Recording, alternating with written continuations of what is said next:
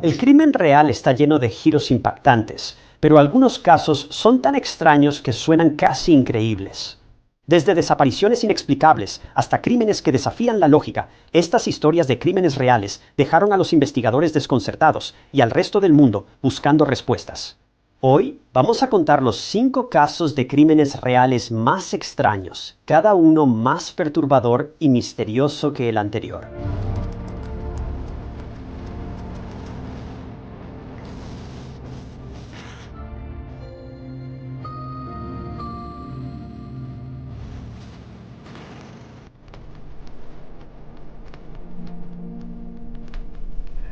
En noviembre de 2004, la tranquila ciudad escocesa de Nairn quedó devastada cuando Alastair Wilson, un joven gerente de banco y padre de 2 hijos, fue asesinado en la puerta de su casa. Poco antes, un desconocido le dio un sobre azul vacío, luego volvió tranquilo y disparó. ¿Pero quién era este hombre extraño y qué quería con Alastair? Bueno, Alastair Wilson era conocido por sus amigos y familiares como Al, tenía 30 años, era escocés y vivía en Nairn, Escocia. En ese momento, él era gerente de negocios en la sucursal local del Banco de Escocia. Alastair vivía en Crescent Road con su esposa, Verónica, y sus 2 hijos. Después de que conoció a Verónica, quien era diseñadora gráfica, los dos se enamoraron rápidamente. La relación fue tan rápida que se comprometieron 6 semanas después de conocerse. Alastair y Verónica finalmente se casaron en 1998 y juntos formaron una familia pequeña pero llena de amor. Los amigos y la familia describían a Alastair como un hombre inteligente, amable y astuto. Alastair amaba profundamente a su familia y no parecía tener enemigos. Vivía tranquilo en Nairn con su familia y le faltaban 2 semanas para dejar su trabajo cuando ocurrió el caso. Ahora, Alastair amaba trabajar ahí, no me malinterpretes, pero con el tiempo empezó a frustrarse. El banco estaba cambiando constantemente sus políticas y regulaciones y ya no era el mismo ambiente de trabajo. Alastair hasta pensaba cambiar de campo y dedicarse a la consultoría ambiental. Así que, en resumen, él estaba trabajando en su empleo, estaba buscando una nueva área de trabajo y pasaba la mayor parte de su tiempo con su familia. No había ninguna indicación de que Alastair estuviera teniendo dificultades o que tuviera miedo de alguien. Alastair simplemente estaba viviendo su vida normal y las cosas iban bastante bien. Pero un día, a menos de un mes de la Navidad, la vida de Alastair le sería arrebatada de la manera más repentina e inexplicable que uno pueda imaginar.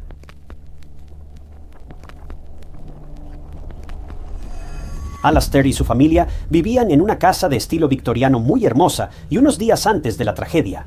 Era un hombre ocupado. Estaba fuera con la familia, comprando regalos de Navidad para todos, y también estaba recibiendo gente en su casa para una cena familiar divertida y agradable. Esto es a lo que me refiero cuando digo que Alastair llevaba una vida muy tranquila, pacífica y normal hasta el final. Llevaba a su familia a tiendas y centros comerciales, ayudaba a envolver regalos y decorar la casa, y estaba haciendo todas las cosas que cualquiera de nosotros haría en esta época del año. El 27 de noviembre, la familia de Alastair organizó una cena pequeña para amigos, que también fue tranquila. Se llenaron de comida, hablaron durante horas, y el tiempo voló. El 28 de noviembre, Alastair, un amigo cercano y sus hijos salieron a caminar por las zonas boscosas. Esto era común para Alastair, una actividad al aire libre divertida que refrescaba y mantenía ocupados a los chicos en su caminata. Verónica, esposa del amigo, y los niños pequeños fueron a un centro de juegos donde las mujeres platicaban y los niños jugaban solos. Esto siguió hasta la tarde, cerca de las 3 p.m. Los amigos agradecieron y se despidieron de la familia Wilson por el divertido momento. Cuando los invitados se fueron, Verónica le dio a Alastair una lista para la cena y él salió con uno de sus hijos a la tienda. Verónica y su otro hijo estaban en casa ordenando las cosas. Después de organizar la cena con amigos, Alastair regresó de la tienda y luego fue a lavar el auto de la familia. El punto es que Alastair no se estaba comportando de manera anormal, no parecía estar nervioso, y si lo estaba, ciertamente no lo dejó ver. Fue un día tan normal como podía ser. La familia cenó y pronto llegó la hora de acostar a los niños. Así que Alastair se encargó de contar historias, mientras que Verónica bajó a lavar la ropa. Los niños ya estaban en la cama y se dormían mientras Alastair les leía un cuento. En ese momento, también había otra persona en la casa de Alastair, cuidando al hijo de 18 meses de un amigo. Alastair Verónica, sus 2 hijos y un niño pequeño estaban juntos en la casa. Los padres del niño pequeño debían recogerlo esa misma tarde. Cuando Alastair salió del cuarto de los niños y bajó las escaleras, era alrededor de las 7 p.m. En ese momento sonó el timbre y Alastair y Verónica creyeron que sus amigos venían por el bebé. Pero aquí está el detalle. Ellos no necesitaban tocar el timbre. Ellos fácilmente pudieron haber entrado a la casa por la puerta trasera después de tocar, que estaba abierta, y los amigos lo sabían. Así que la pareja pensó que era alguien más y Verónica fue a abrir la puerta. Frente a Verónica estaba un hombre desconocido. El hombre era bastante alto. Vestía jeans oscuros, chaqueta azul y gorra de béisbol bajada para ocultar su rostro. Verónica no pudo distinguir bien al hombre porque oscurecía y su rostro estaba cubierto con una gorra de béisbol. Lo único que Verónica pudo notar fue que parecía tener entre 30 y 40 años, estaba bien afeitado y tenía una complexión un poco robusta. Mientras Verónica intentaba entender quién era, él de repente preguntó por Alastair Wilson, su esposo. Este hombre, casi desconocido para Verónica, sabía dónde vivía Alastair y preguntó por él con su nombre completo. Eso fue lo único que el hombre le dijo a Verónica, Alastair Wilson. Verónica pensó que el hombre era del trabajo y buscaba hablar con Alastair sobre algo. Le pidió al hombre esperar y fue a llamar a su esposo. Luego de un momento, Alastair saludó al hombre y Verónica dijo a la policía que él estuvo fuera de la puerta principal unos 10 minutos. No hubo gritos, solo parecía que hablaban. 2 testigos afuera de la casa de Alastair vieron la conversación, aunque desconocen de qué hablaban Alastair y el hombre gato del béisbol. Estaban hablando. Parecía algo normal, sin confrontación y sin tensión, así que Verónica siguió con el resto de su trabajo. Y después de unos 10 minutos, Alastair regresó a la casa y en su mano tenía un sobre azul con el nombre Paul escrito en él. Alastair decidió abrir el sobre, pero no había nada dentro, el sobre estaba vacío. Y esto dejó a Verónica y a Alastair confundidos. ¿Por qué un hombre vendría desde quién sabe dónde, preguntaría por Alastair y le entregaría un sobre vacío con nada más que un nombre garabateado en él? Así que Alastair volvió con el hombre. Alastair quizá creyó que el hombre le dio el sobre equivocado y quiso decirle que estaba vacío, aunque no estamos seguros. Pero de cualquier manera, Verónica recordó que Alastair fue directo a la puerta principal y pasaron un par de minutos, y después de eso, la vida de Verónica cambió para peor. Escuchó 3 ruidos ensordecedores y salió corriendo hacia la puerta principal, y ahí hizo un descubrimiento terrible. Su esposo, Alastair Wilson, que estaba vivo y bien hace solo unos segundos, ahora yacía en el suelo con 3 heridas de arma de fuego en su cuerpo. Estaba vivo, pero apenas se sostenía. Verónica inmediatamente entró en acción y corrió de la casa a un hotel justo al cruzar la calle, el Hotel Havelock, y alertó a la gente de que necesitaba ayuda. Mientras corría a buscar ayuda para su esposo herido, lo último que vio fue a ese mismo hombre con la gorra de béisbol a lo lejos, simplemente alejándose caminando. Y en su mano sostenía ese mismo sobre azul que Alastair había estado sosteniendo no hace mucho. No sé hasta dónde llegó el hombre, o si Verónica intentó detenerlo, o algo así. Pero tenía cosas más urgentes de las que preocuparse. Y con eso, el hombre misterioso se fue.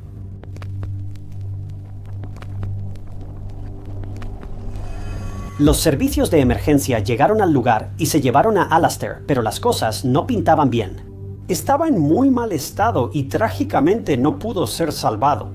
Cuando los paramédicos llegaron, vieron a Verónica con Alastair en el suelo, presionando toallas en sus heridas, pero no funcionaba. Alastair Wilson perdió la vida antes de que siquiera pudiera ser atendido en el hospital. Sus heridas fueron mortales y no se pudo hacer nada para salvarlo. Pensar que fue atacado en su propia casa, con su esposa e hijos en la vivienda, es simplemente desgarrador. Y lo que es aún más devastador es el hecho de que uno de los hijos de Alastair, Andrés, vio a su padre tirado en el suelo después del crimen. Esto no es algo que un niño pequeño deba ver. Alastair vivía su vida normalmente. Una noche, todo le fue arrebatado a la familia Wilson, dejándolos con un dolor insoportable y muchas preguntas. La policía sabía que era un caso extraño y debía descubrir quién era el desconocido. Preguntaron a la gente y los testigos dijeron lo mismo, que lo vieron hablando con Alastair justo momentos antes de su fallecimiento repentino. Había cámaras de seguridad en las áreas vecinas.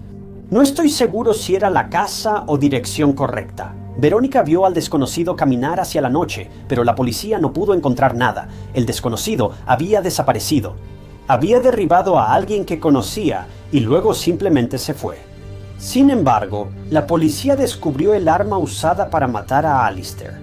Descubrieron qué tipo de arma era, y era una pistola de bolsillo calibre 25 de los años 30, que era un arma muy popular en Alemania en ese entonces. Así que, aparte de esta información y el nombre Paul, la policía literalmente no tenía ninguna evidencia, ni siquiera tenían el sobre con ellos. No pudieron hacer pruebas forenses al papel para hallar ácido desoxirribonucleico desconocido. Esto fue en 2004, así que las pruebas avanzadas de ácido desoxirribonucleico casi no existían entonces. Pero la policía aún así continuó con su búsqueda por un tiempo. Mucha sospecha recayó sobre Verónica, la esposa de Alistair. La policía siempre sospecha primero del cónyuge en casos como estos. Ella fue la única que dio la versión de los hechos de cómo descubrió a Alistair, y también fue la única persona, además de Alistair, que había visto a este hombre misterioso en persona, aunque su rostro aún era difícil de distinguir. La policía sospechó de Verónica durante mucho tiempo, pero simplemente no había pruebas que respaldaran esas afirmaciones. Verónica no actuaba sospechosamente ni hablaba con nadie. Antes de la muerte de Alistair, ella no tuvo una aventura. Era una viuda afligida que quedó sola con sus 2 hijos de su relación con Alistair. Ella hizo todo lo posible por dar la mayor información a la policía. Y también hizo un llamado al público para que se presentara y diera cualquier información a la policía que pudiera ayudar a resolver el asesinato de su esposo.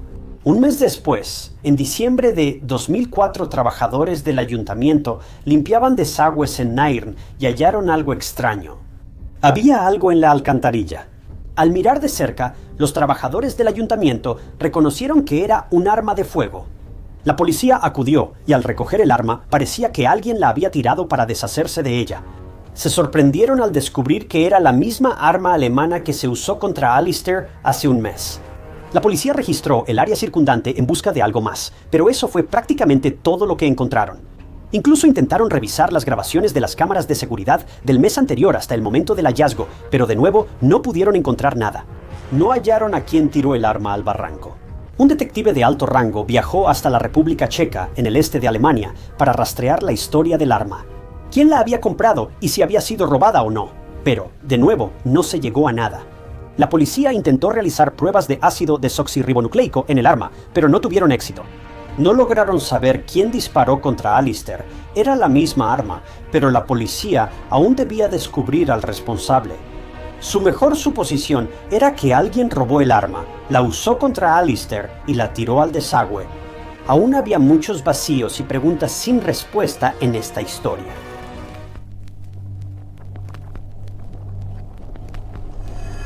Pasaron meses y la policía no logró descubrir la verdad sobre el asesinato de Alistair. 12 años después, en noviembre de 2016, se hizo una llamada anónima a una estación de radio y tenían algo que decir sobre el asesinato de Alistair. La persona dijo que conocía al asesino de Alistair. Y aunque no dio muchos detalles, dijo que el asesino vivía en las tierras altas y que un empresario en Irlanda del Norte conocía al asesino. Nadie sabe si la llamada fue una broma, pero la policía sí investigó el historial de Alistair como gerente de negocios en el Banco de Escocia, pero no encontraron nada interesante. Y así pasaron más años, y en octubre de 2020 el hijo de Alistair, Andrew, ya se había convertido en un joven.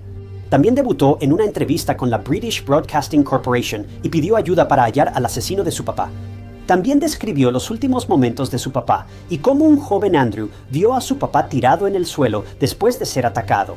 Más tarde, en marzo de 2022, la policía recurrió al público y pidió más información sobre 2 hombres misteriosos que fueron vistos armados en una playa cerca del pueblo. Alistair vivió allí aproximadamente un mes antes del crimen de Alistair, pero, de nuevo, no surgió nada de esto. Después de un tiempo, la familia Wilson estaba comprensiblemente muy agitada por cómo la policía manejaba el caso. No había habido ningún progreso y esto llevó a la familia Wilson a presentar una queja contra la policía. En septiembre de 2024, casi 20 años, tras el misterioso asesinato de Alistair, se ordenó una reinvestigación completa del caso. ¿Fue un ataque dirigido o fue un caso de identidad equivocada? ¿Quién era este tipo y cómo sabía el nombre de Alistair y dónde vivía? ¿De qué hablaron Alistair y el asesino durante esos 10 minutos y qué motivo tenía para acabar con la vida de Alistair? La desafortunada verdad es que todas esas preguntas siguen sin respuesta y la búsqueda del asesino de Alistair aún continúa.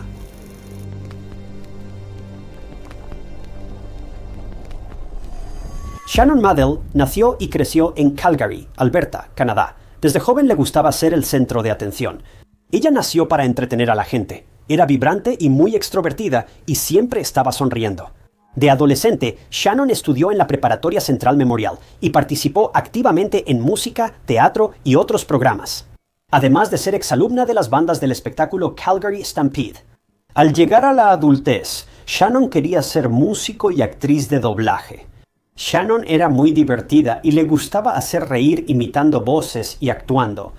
Al notar su talento, Shannon actuó en varias comedias, improvisaciones y trabajos en cine, teatro y doblaje. No solo para vivir, sino también para trabajar en algo que amaba. Ahora Shannon, siendo una aspirante a actriz de doblaje, tenía que asistir a muchas audiciones. Viajaba por varias ciudades durante horas para llegar a audiciones, pero lo amaba sin importar nada. Pero a menudo se le olvidaban las cosas. Era el tipo de persona que ponía recordatorios o alarmas para cualquier reunión o para ponerse al día con la familia. Las cosas simplemente se le olvidaban, y creo que muchos podemos identificarnos. Shannon conoció a Joshua Burgess en una fiesta en 2010. Shannon tenía 21 años en ese momento, y ella y Joshua simplemente congeniaron. Eran totalmente opuestos, pero se complementaban a la perfección. Shannon era divertida y extrovertida, Joshua inteligente y callado. Después de 4 años de noviazgo, Joshua y Shannon se casaron en mayo de 2014. La pareja era feliz, aunque casi no coincidían en casa por sus distintos horarios de trabajo. Pero Shannon salía a hacer trabajos de actuación de voz y Joshua estaba en el trabajo, pero la pareja estaba decidida a que funcionara. Hablaban de todo y de nada cuando por fin tenían tiempo de verse. Realmente eran felices. Pero ninguno de los dos podía anticipar lo que les esperaba a la vuelta de la esquina, y su feliz matrimonio estaba a punto de romperse. Josué y Shannon siempre eran abiertos y honestos entre ellos sobre lo que ocurría en sus vidas. Tal vez era la distancia, sus trabajos o solo el deseo de cercanía. Pero la pareja decidió tener un matrimonio abierto. Básicamente Josué y Shannon querían llevar la relación al siguiente nivel, o más bien a un nivel diferente, supongo, porque querían experimentar con la poligamia. Así que Shannon y Josué seguirían casados. Pero eran libres de salir y tener intimidad física con otras personas, digo, cada quien lo suyo, supongo. Muchos amigos y familiares de la pareja ni lo sabían. Pero algunas personas muy cercanas, especialmente la hermana de Shannon, sí sabían del acuerdo ahora. Esto era extraño por un par de razones, la más notable siendo la prisa de Shannon y Joshua por tener un matrimonio abierto solo unas semanas después de su boda. No suena bien cuando lo escuchas. Y el hecho de que lo mantuvieran en secreto de todos excepto de unas pocas personas, eso también es extraño. Digo, si este es el estilo de vida que eliges, supongo que cualquiera puede hacer lo que quiera. ¿Por qué casarse solo para abrir el matrimonio de inmediato y luego ocultarlo? Esa parte no tiene mucho sentido. Pero además de eso, si este es tu estilo de vida y no te avergüenzas de ello, ¿por qué esforzarte tanto solo para ocultarlo de las personas que amas? Si la poligamia, en tu mente, no es algo de lo que debas avergonzarte, ¿por qué no perseguirlo con todas tus fuerzas? Aunque parezca extraño, Shannon y Joshua estaban más felices que nunca con este nuevo acuerdo. Ambos tuvieron relaciones extramatrimoniales, pero no había culpa ni lo ocultaban en absoluto. Shannon y Joshua a veces conocían a las parejas del otro. En resumen, todo iba bastante bien para ellos ahora. Este arreglo comenzó de forma ideal, considerando los resultados. No había celos ni resentimientos, y ambas partes tenían sus deseos satisfechos, tanto dentro como fuera de su matrimonio. Pero algún tiempo después, empezaron a aparecer grietas. De hecho, fue Shannon quien finalmente decidió que debían terminar con su matrimonio abierto. Shannon propuso que ambos terminaran con sus respectivas parejas y mantuvieran el matrimonio monógamo. Así que eso fue lo que hicieron. Shannon estaba saliendo con un hombre llamado Ian en ese momento y terminó con él, mientras que Joshua estaba saliendo con una mujer cuyo nombre no conocemos, pero él también terminó con ella. Los dos habían cerrado su relación abierta aproximadamente un mes antes de los hechos del caso de hoy, y ahora la pareja estaba involucrada exclusivamente el uno con el otro. Eso ocurrió una semana después, cuando Shannon halló mensajes de texto en el teléfono de Joshua. Era una mujer con la que él salía en su relación abierta, y Shannon se horrorizó al saber que Joshua aún hablaba con ella. Aunque ahora su matrimonio era exclusivo, Shannon, con razón, se sintió traicionada. Ambos admitieron sus errores e intentaron corregirlos para que todo volviera a la normalidad. Pero ahora Joshua estaba actuando a sus espaldas y, en este punto, tenía una aventura. Así de simple. Los mensajes de texto eran muy coquetos, como si nunca hubieran terminado. Los mensajes de texto insinuaban que Joshua se divorciaría pronto de Shannon por esta mujer, lo que devastó por completo a Shannon. Ahora, aunque la relación abierta entre Shannon y Joshua era mutua, Shannon todavía amaba a Joshua. Esta fue probablemente la razón por la que pidió acabar los arreglos extramatrimoniales. Ella quería a Joshua por completo, no a medias. Así que solo puedes imaginar lo herida que debió sentirse cuando vio esos mensajes de texto entre una mujer cualquiera y su propio esposo. Y como el esposo iba a divorciarse de su esposa por esta otra mujer, Shannon no cometió ningún tipo de infidelidad después de que decidieron mantener su matrimonio exclusivo, así que esta revelación la lastimó profundamente. Estaba increíblemente enojada con Joshua por romper su confianza de esa manera. Shannon decidió en ese mismo momento que no iba a vivir con Joshua así. Hizo planes para cortar todo lazo con él, dejarlo e irse a vivir a otro lugar. Pero esto era más fácil decirlo que hacerlo, y le iba a tomar tiempo encontrar un nuevo lugar donde vivir. Supongo que Shannon estaba ocupada con el trabajo y casi no veía a Joshua, así que tal vez solo quería esperar a mudarse o sacarlo de la casa.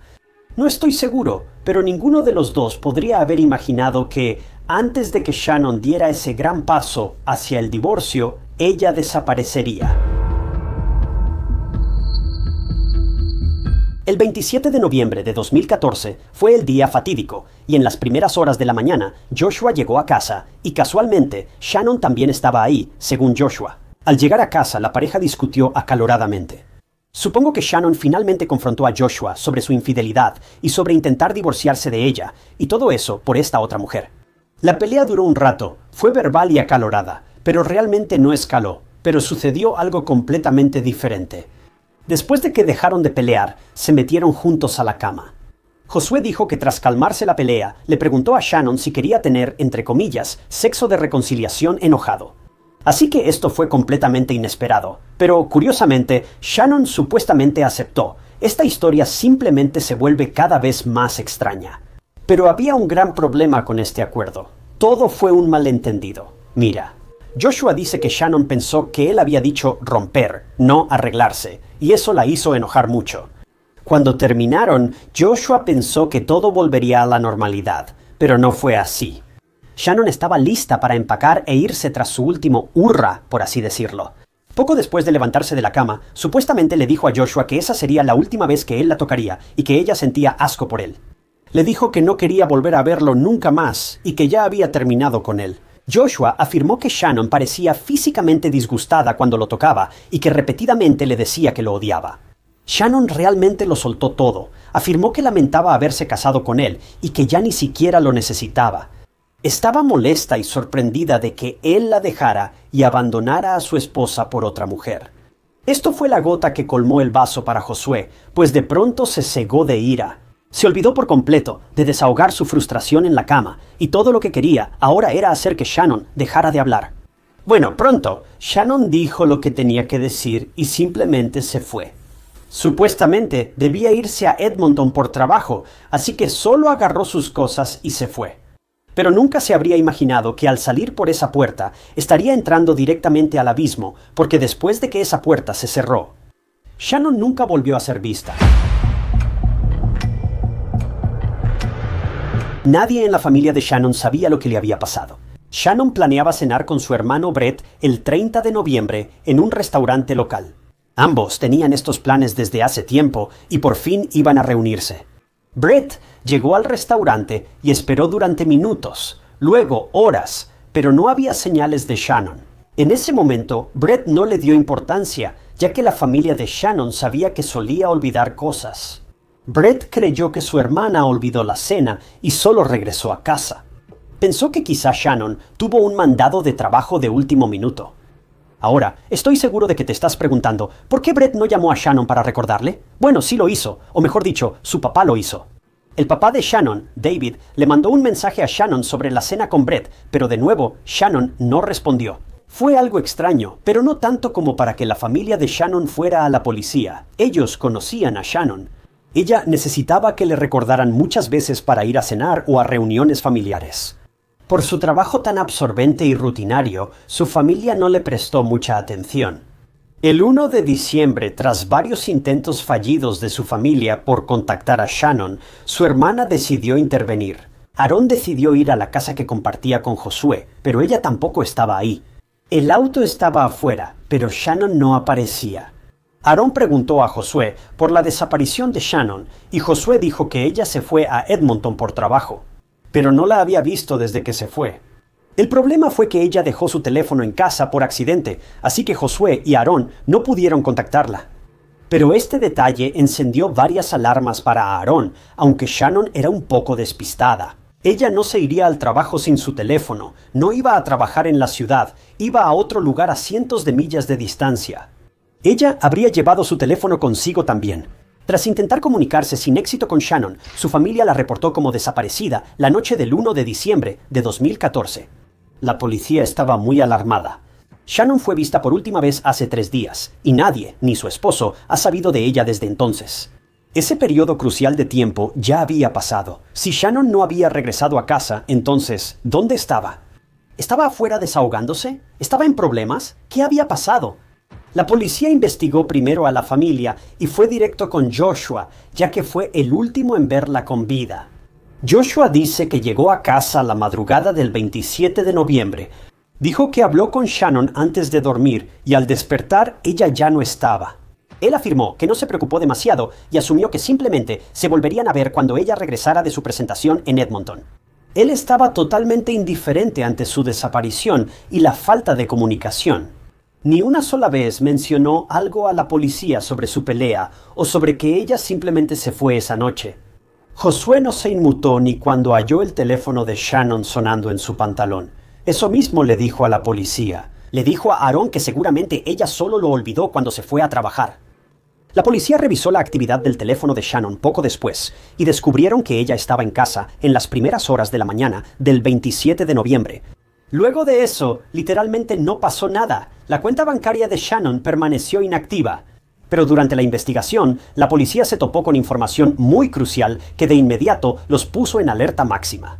Era el perfil de citas de Joshua en varios sitios de citas. Lo que sorprendió aún más a la policía fue el hecho de que, según lo que sabían, era un perfil de citas activo.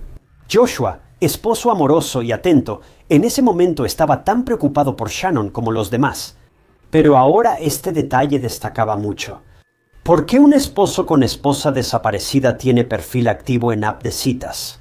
Esta era la clave de la caja de Pandora. Esa era la relación de Shannon y Joshua, su relación abierta, para ser exactos. La policía definitivamente no sabía sobre esto. No sabían que Joshua y Shannon estaban saliendo con otras personas mientras estaban casados. Así que la policía decidió traer a todos los pretendientes de Shannon para una entrevista. Querían saber si alguno de estos hombres tenía algo que ver con la desaparición de Shannon, pero no salió nada. Todos eran exnovios que terminaron en buenos términos. El más reciente era Ian, y todos tenían coartadas sólidas. No, este no era un caso de un amante vengándose de Shannon. La policía también investigó posibles acosadores, aunque Shannon no era una actriz de doblaje súper famosa que estuviera ocupada todo el año. Ella seguía en esa industria, y podía haber alguien obsesionado con ella. Quizá eso pasó desapercibido, pero también llevó a un callejón sin salida. Literalmente no había ni una sola pista que pudiera sugerir que alguien estaba molestando a Shannon o metiéndose con ella. No la seguían y nadie de sus amigos o familiares cercanos sabía de un acosador. Pero finalmente, algo cambió para la policía. Y honestamente, se sorprendieron de haberlo dejado pasar, porque la persona en la que se enfocaron estaba justo frente a ellos. Desde el primer día, el esposo de Shannon, Joshua Burgess.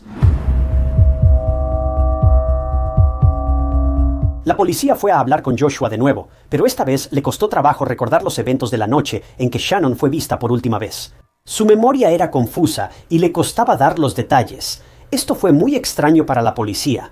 Generalmente, los esposos procuran cooperar con la policía lo más posible. Recuerdan cada detalle, desde la ropa que llevaban sus seres queridos hasta lo que cenaron la noche anterior. Así que Joshua convenientemente no recordara nada fue una señal de alerta. Esto llevó a la policía a conseguir una orden de cateo para la casa de Shannon y Joshua.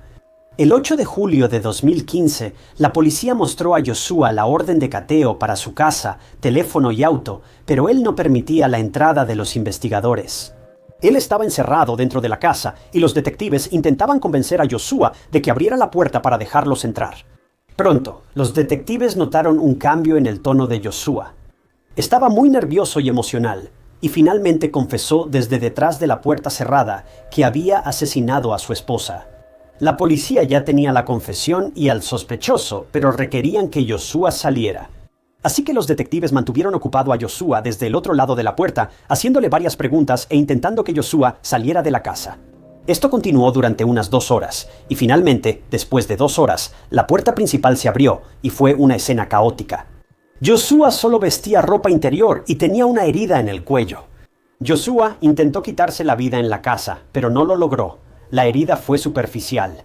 Lo llevaron a un hospital, lo atendieron y luego fue arrestado y llevado a la estación de policía para ser interrogado.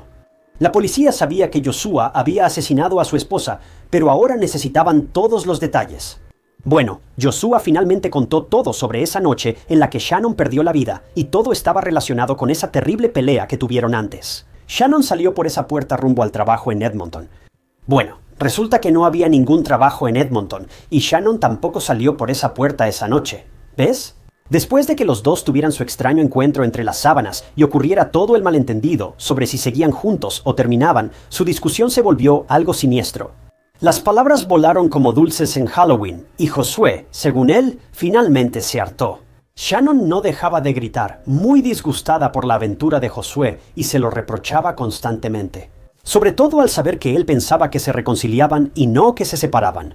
Ella no dejaba de gritarle y regañar a Josué. Él sentía que no aguantaba más y solo deseaba que los gritos pararan. Y ninguna cantidad de súplicas lograba hacerla entrar en razón, así que él tomó el asunto en sus propias manos. Josué cubrió la boca de Shannon con sus manos y detuvo sus palabras, pero no bastó. Shannon seguía forcejeando y escupiendo odio, así que Josué llevó las cosas al siguiente nivel.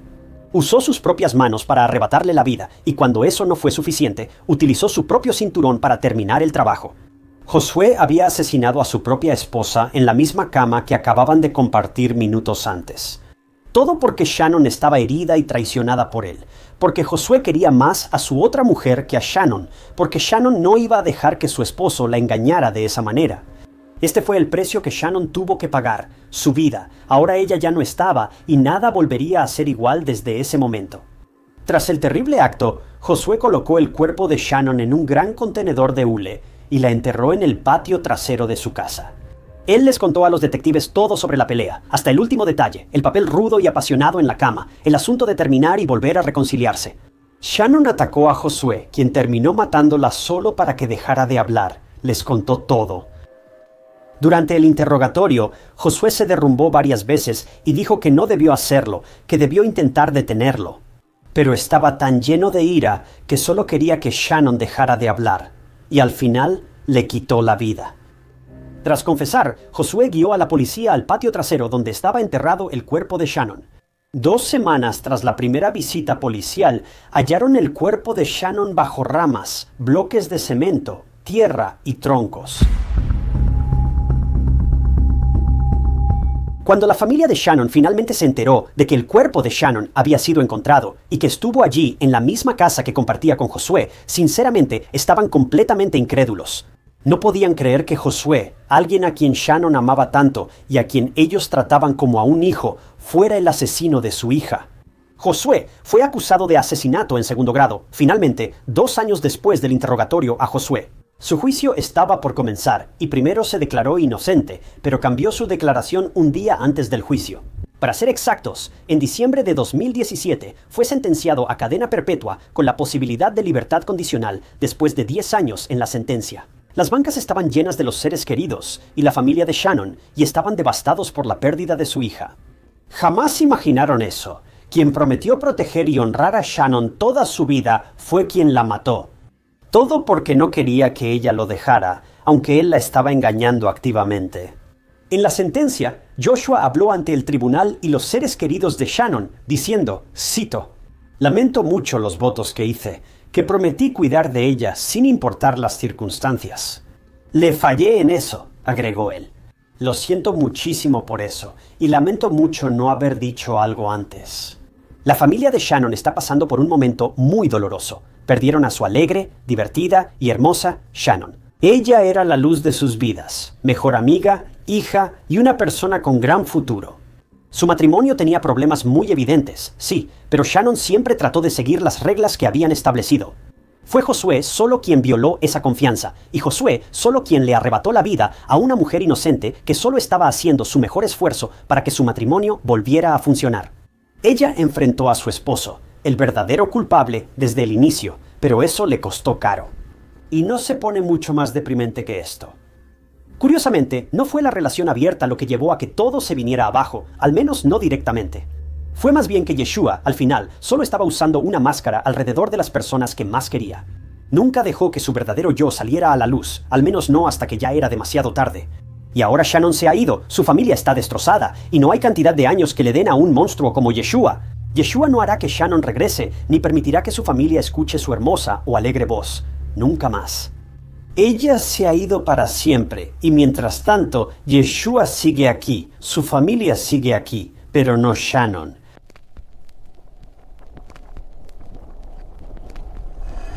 En julio de 1996, Blair Adams, un tranquilo trabajador canadiense de la construcción, retiró sus ahorros, dejó su auto en un aeropuerto y cruzó Estados Unidos en una aparente huida frenética. Solo unos días después, fue encontrado asesinado en el estacionamiento de un hotel en Tennessee. Había dinero alrededor de la escena, sin señales de robo ni motivo claro. Pero, ¿de qué o de quién estaba huyendo Blair y por qué perdió la vida después de aparentemente encontrar seguridad? Bueno, Blair Adams vivía en Surrey, Columbia Británica, y era capataz en la constructora de su padrastro. En 1995 fue a Frankfurt, Alemania, por un proyecto de construcción y allí conoció a una alemana con quien inició una relación. Los compañeros de Blair lo describían como brusco y confrontativo y solía meterse en altercados físicos. Pero su novia, la mujer alemana, lo recordaba como una persona amable y un caballero. Pero independientemente de su brusquedad, Blair también tenía otros demonios. Y uno de los más poderosos era su adicción al alcohol.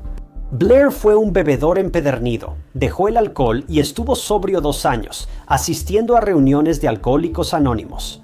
Pero Blair tenía un sistema de apoyo increíble. Su familia estuvo con él en cada paso del camino y hacía todo lo posible por ayudarlo en lo que pudiera. Pero durante un tiempo, las cosas estaban mejorando para Blair. Controlaba su ira, era bueno en su trabajo y todo parecía ir bien. Pero eso no duraría mucho, porque de repente Blair empezó a actuar muy extraño y a partir de ahí las cosas solo empeoraron.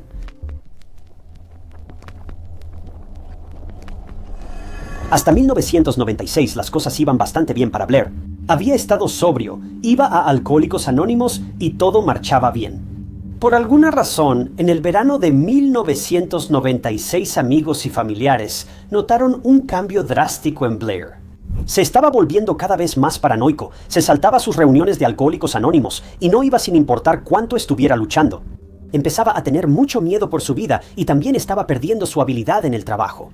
Cometía pequeños errores todo el tiempo y al final de su turno se le olvidaba cerrar el sitio antes de irse. Y esto no pasó solo una vez, estaba ocurriendo seguido. Lo que era aún más extraño era el hecho de que eventualmente renunció a su trabajo sin siquiera recoger su cheque de pago. No creo que alguien más olvidara algo así, pero Blair siempre miraba sobre su hombro, muy nervioso y olvidadizo. Al principio las cosas eran sutiles, pero luego amigos y familiares también empezaron a notar este cambio y le preguntaron a Blair qué le pasaba. La familia de Blair estaba muy preocupada, creían que él caía en picada por el alcoholismo. Le expresaron sus preocupaciones a Blair y le aseguraron que podía contar con ellos. La mamá de Blair estaba a su lado e hizo todo lo posible para que su hijo se relajara y le contara qué era lo que le molestaba. Pero Blair no entraba en muchos detalles, incluso la novia de Blair estaba preocupada por él. Lo único que Blair le había dicho a su novia era que temía por su vida. Al parecer, algunos de sus empleados volvieron de Alemania y temía que los siguieran. Supongo que Blair tuvo un altercado con esos compañeros de trabajo cuando estuvo en Alemania, trabajando en la construcción. Y ahora, por alguna razón, ellos iban tras él. Ahora no estoy 100% seguro de esto, porque Blair realmente no dio ningún detalle. Así que ten en cuenta que eso es solo una suposición de mi parte, no un hecho. Pero Blair también le dijo a su mamá que tenía miedo de que alguien estuviera difundiendo rumores sobre él. ¿Qué rumores exactamente? Bueno, de nuevo, tu suposición es tan buena como la mía, pero luego soltó una bomba entre sus amigos y su familia. En julio de 1996, Blair estaba realmente asustado por su vida e incluso le dijo a su familia que alguien lo iba a matar. Esto es algo muy aterrador de decir y de escuchar, pero no sabemos nada más al respecto aparte de esto, así que ahí está. El comportamiento de Blair cambió completamente respecto a antes. De pronto, se volvió tan paranoico que advertía a sus allegados que alguien buscaba su sangre y circulaban rumores extraños sobre él. La familia de Blair estaba muy preocupada por él. Querían que Blair estuviera bien, pero también que dejara de obsesionarse con estas cosas. Pero Blair no quería saber nada de eso. Resulta que tenía un plan en mente y pensaba llevarlo a cabo. Y pronto.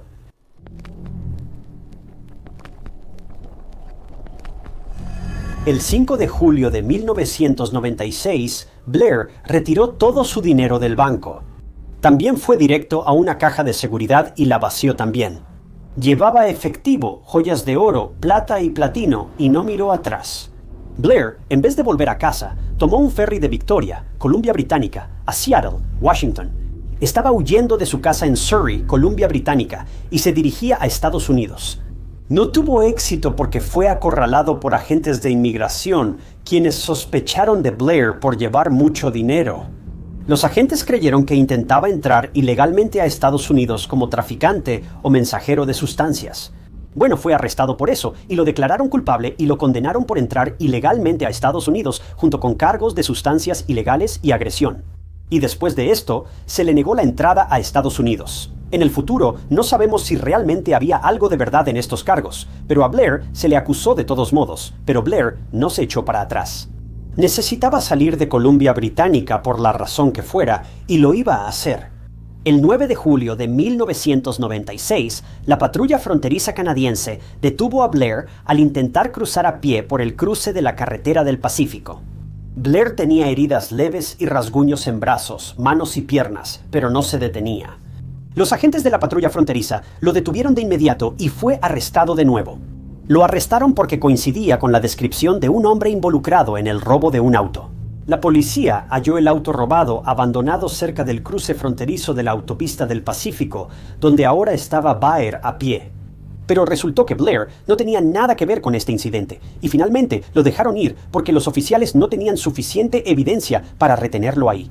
Aunque Blair negó tener algo que ver con ese robo de auto, no estamos seguros de quién lo hizo, ni si el responsable fue capturado o no. Pero ese mismo día, Blair logró hacerse de un Nissan Altima.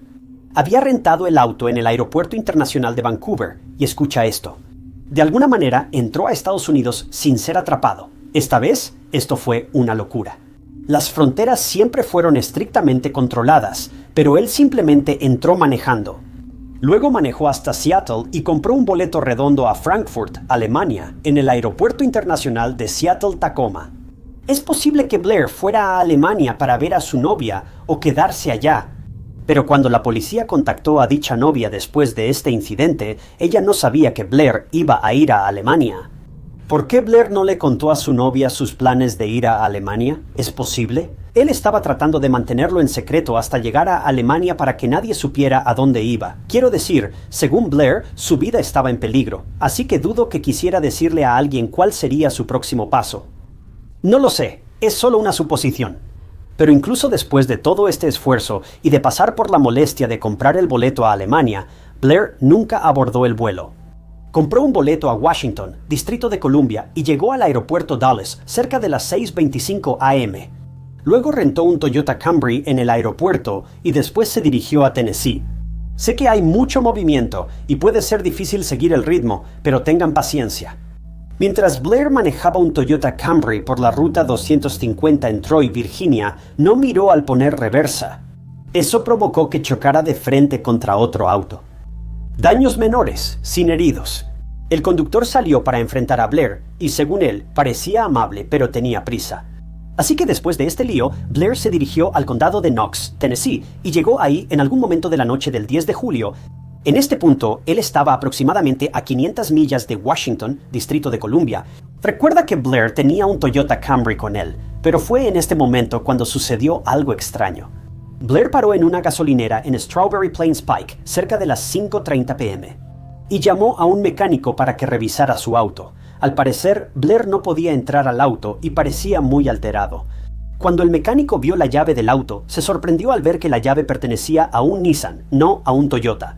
Después le pidió a Blair que buscara la llave del Camry en sus bolsillos, pero Blair se negó. El mecánico pensó que Blair se había vuelto loco. ¿Por qué se negaba a revisar sus bolsillos? ¿Y cómo había confundido las llaves? ¿Acaso no sabía qué auto estaba conduciendo? ¿Y cómo había llegado tan lejos si no tenía la llave del Camry? Todo esto era muy extraño y estoy seguro de que el mecánico estaba nervioso tras este incidente, pero las cosas se volverían aún más extrañas.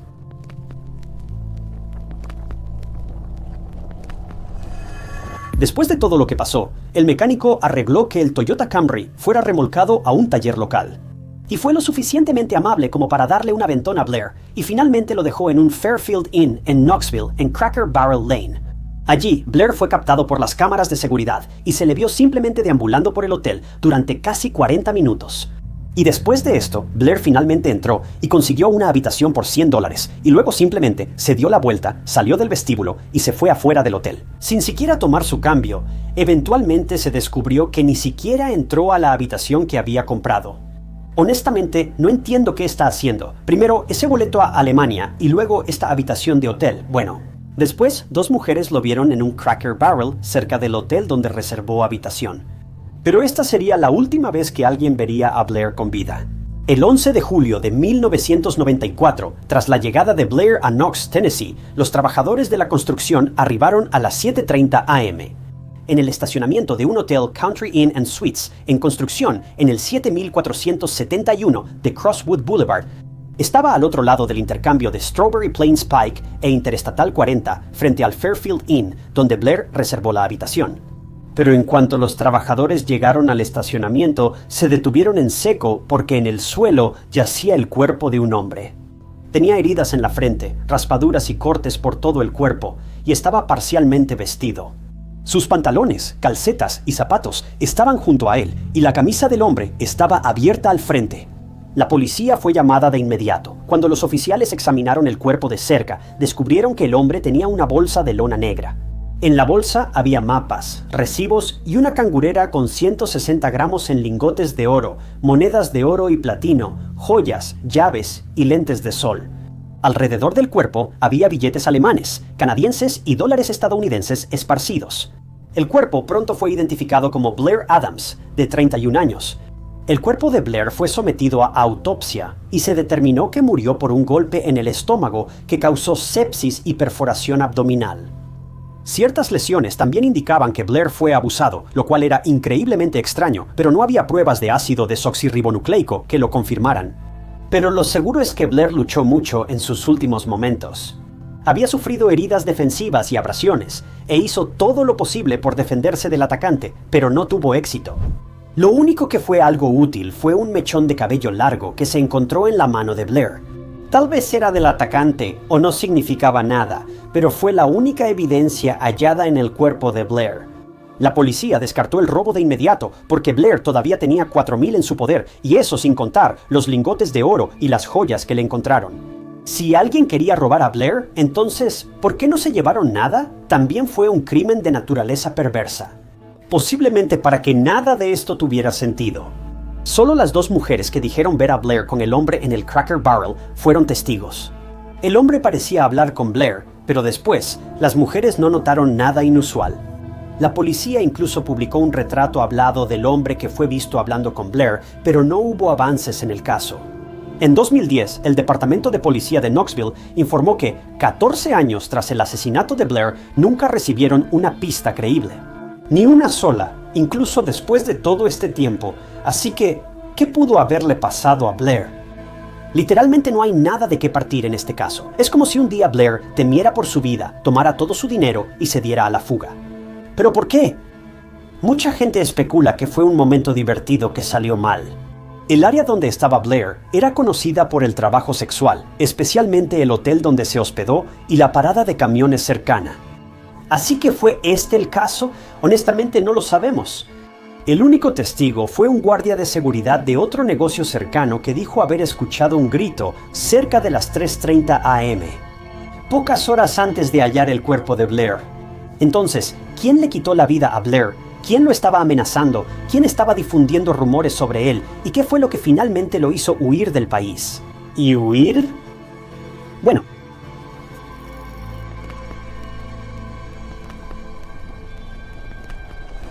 Savannah era una madre joven de 4 hijos. Naturalmente, estaba exhausta pero esperanzada y por fin salía a disfrutar una rara noche libre. Pero antes de que saliera el sol, Savannah Spurlock desaparecería en la oscuridad, dejando atrás un escalofriante rastro de preguntas sin respuesta, comportamientos extraños y una última y escalofriante llamada telefónica que sigue atormentando a su familia hasta el día de hoy. Pero ¿cómo pudo una noche común convertirse en uno de los misterios más inquietantes de Kentucky? Quédate conmigo porque la verdad es mucho más perturbadora de lo que cualquiera imaginaba. Savannah Spurlock nació en Richmond, Kentucky. La describían como un alma brillante y llena de energía. Estudió en la preparatoria Madison Central, se graduó en 2014 y luego en la Universidad del Este de Kentucky. Savannah amaba ser salvavidas y también trabajar en restaurantes. Su vida laboral iba bastante bien, considerando todo, pero sus padres se habían divorciado años antes y ahora Savannah atravesaba un momento complicado con su papá, Cecil. Ahora, Cecil era un papá militar de pies a cabeza. Desafortunadamente, también estaba confinado a una silla de ruedas. Obviamente, él amaba a Savannah, pero también quería que ella fuera financieramente responsable y que pudiera valerse por sí misma. Aunque Savannah no era rebelde ni descuidada, no le molestaba salir de fiesta y convivir con amigos a veces. Cecil pensó que todo se salía de control y decidió dejar de mantener a Savannah económicamente. Y esto fue un golpe muy duro para ella. Savannah llevaba una vida universitaria típica y en su primer año sobresalió en sus estudios. Era una muy buena estudiante. Pero fue en ese momento cuando la vida de Savannah cambió por completo. Descubrió que estaba embarazada. Desconocemos al papá del bebé, solo sabemos que no estuvo presente. Savannah iba a dar a luz a un bebé como madre soltera. Bueno, cuando llegó el momento, ella dio a luz a un niño sano al que llamó Noé. Y aunque ser una madre joven, soltera y universitaria era difícil, Savannah salió adelante, pero no quiero endulzar nada. Definitivamente fue difícil para ella equilibrar todas sus responsabilidades. También estaba saliendo con un chico llamado Shaq Smith. Y algún tiempo después, Savannah volvió a quedar embarazada, y esta vez, con 20 años, Savannah dio a luz a otro niño y lo llamó Jace. Ahora, cuidar de un hijo ya es bastante difícil siendo una mamá de 20 años, pero ahora había 2 en la ecuación. Savannah decidió dejar la universidad para enfocarse en sus hijos y luego regresar. Esta vez, Savannah contaba con el apoyo de su novio Shaq, quien parecía bastante decente. Él estuvo presente en todo momento y también cuidó a Noah como si fuera su padre biológico. Savannah alternaba entre trabajar en un restaurante y como salvavidas durante este tiempo porque, bueno, el dinero era escaso.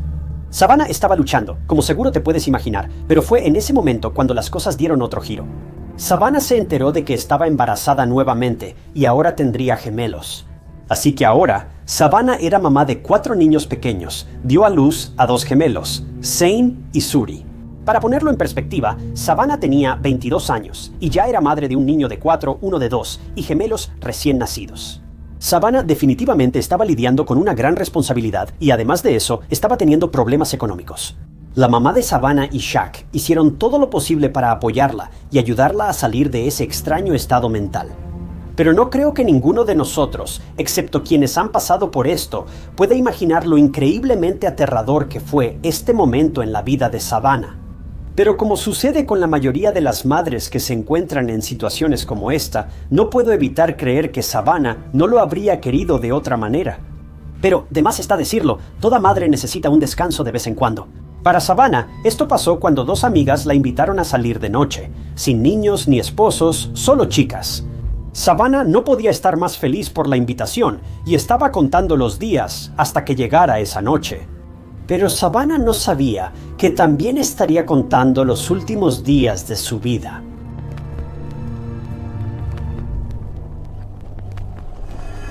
El 3 de enero de 2019, Savannah estaba en casa con sus hijos, su mamá y Ellen, quien ayudaba. Ellen quería que su hija se divirtiera. A sus 23 años tenía mucha responsabilidad. Dejó la universidad por sus hijos y trabajaba arduamente en turnos para llegar a fin de mes. En resumen, Ellen pensaba que Savannah merecía una noche libre, así que la animó a salir y divertirse con sus amigas. Ellen cuidaría a los niños y todo estaría bien, así que Savannah se preparó. Se subió al auto con dos amigos, un hombre y una mujer, y todos fueron a un bar llamado El Otro Bar en Lexington, Kentucky. Savannah y su grupo la estaban pasando muy bien, pero cuando llegó el momento de decidir cuál sería su siguiente parada para continuar la noche, Savannah y su amiga tuvieron una pequeña discusión. Supongo que Savannah y su amiga querían ir a dos lugares diferentes, y así fue como empezó el desacuerdo. Pero llegó al punto en que las amigas de Savannah simplemente se fueron, así de fácil, se alejaron caminando. Ahora, en este punto, la única persona en el bar era este amigo, y él también decidió irse porque tenía que trabajar en la mañana o algo así. Así que las amigas de Savannah dejaron a Savannah, que ya estaba un poco tomada, sola en ese bar. Ya te puedes imaginar que las cosas no van a terminar bien, pero al parecer Savannah la estaba pasando bien. No tenía prisa y decidió quedarse en el bar, bebiendo y platicando con desconocidos hasta las 2:30. Las cámaras la captaron saliendo del bar a las 2:30 de la mañana. El 4 de enero fue vista con 3 hombres, aunque no sabemos quiénes son. Savannah se iba con ellos. 15 minutos después, a las 2:45 a.m., Ellen, la mamá de Savannah, recibió una llamada de FaceTime de Savannah. Ella parecía estar bien, aparte de que estaba un poco ebria, y le prometió a Ellen que llegaría a casa pronto.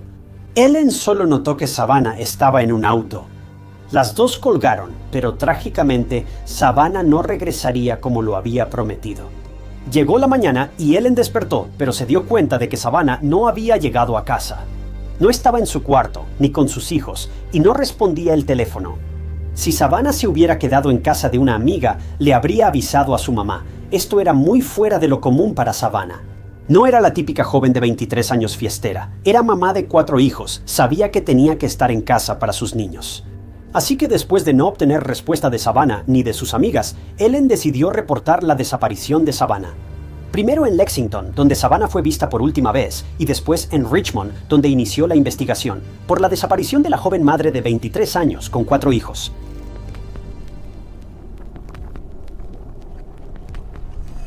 La policía de Lexington no ayudó cuando Savannah desapareció, pues le dijeron a su familia que debía esperar 24 horas para reportarla.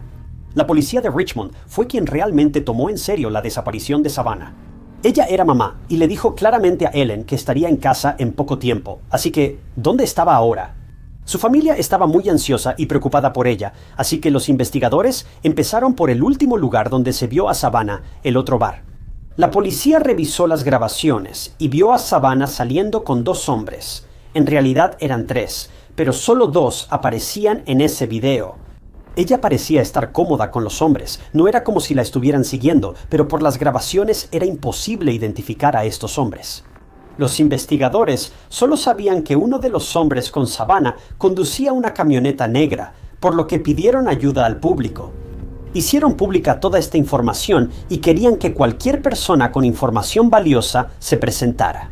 La búsqueda de Savannah se extendió durante semanas y luego meses, pero no apareció nada. Mientras tanto, alguien sí se presentó y finalmente supieron a quién pertenecía esta camioneta negra. Y en realidad fue el oficial de policía del condado de Gerard, Evan Preston, quien vio esa misma camioneta circulando por la autopista 52, y la camioneta siguió un rato. De verdad, mis respetos para este tipo porque estuvo en el lugar correcto, en el momento correcto, y simplemente pasó junto a esa camioneta, después de escucharlo en un informe recientemente. Así que con esta pista, los investigadores pudieron averiguar quiénes eran estos hombres con los que se vio a Savannah. La policía se acercó y los llamó para interrogarlos. Fueron las últimas personas que vieron a Savannah antes de que saliera del bar en su vehículo. Así que tenían que saber algo. Y lo más loco es que estos hombres en realidad fueron muy abiertos con la policía. Les informaron todo lo sucedido la noche que Savannah salió del bar con ellos. Y un nombre seguía apareciendo una y otra vez en su conversación. Era David Sparks, el hombre número 3 en las grabaciones.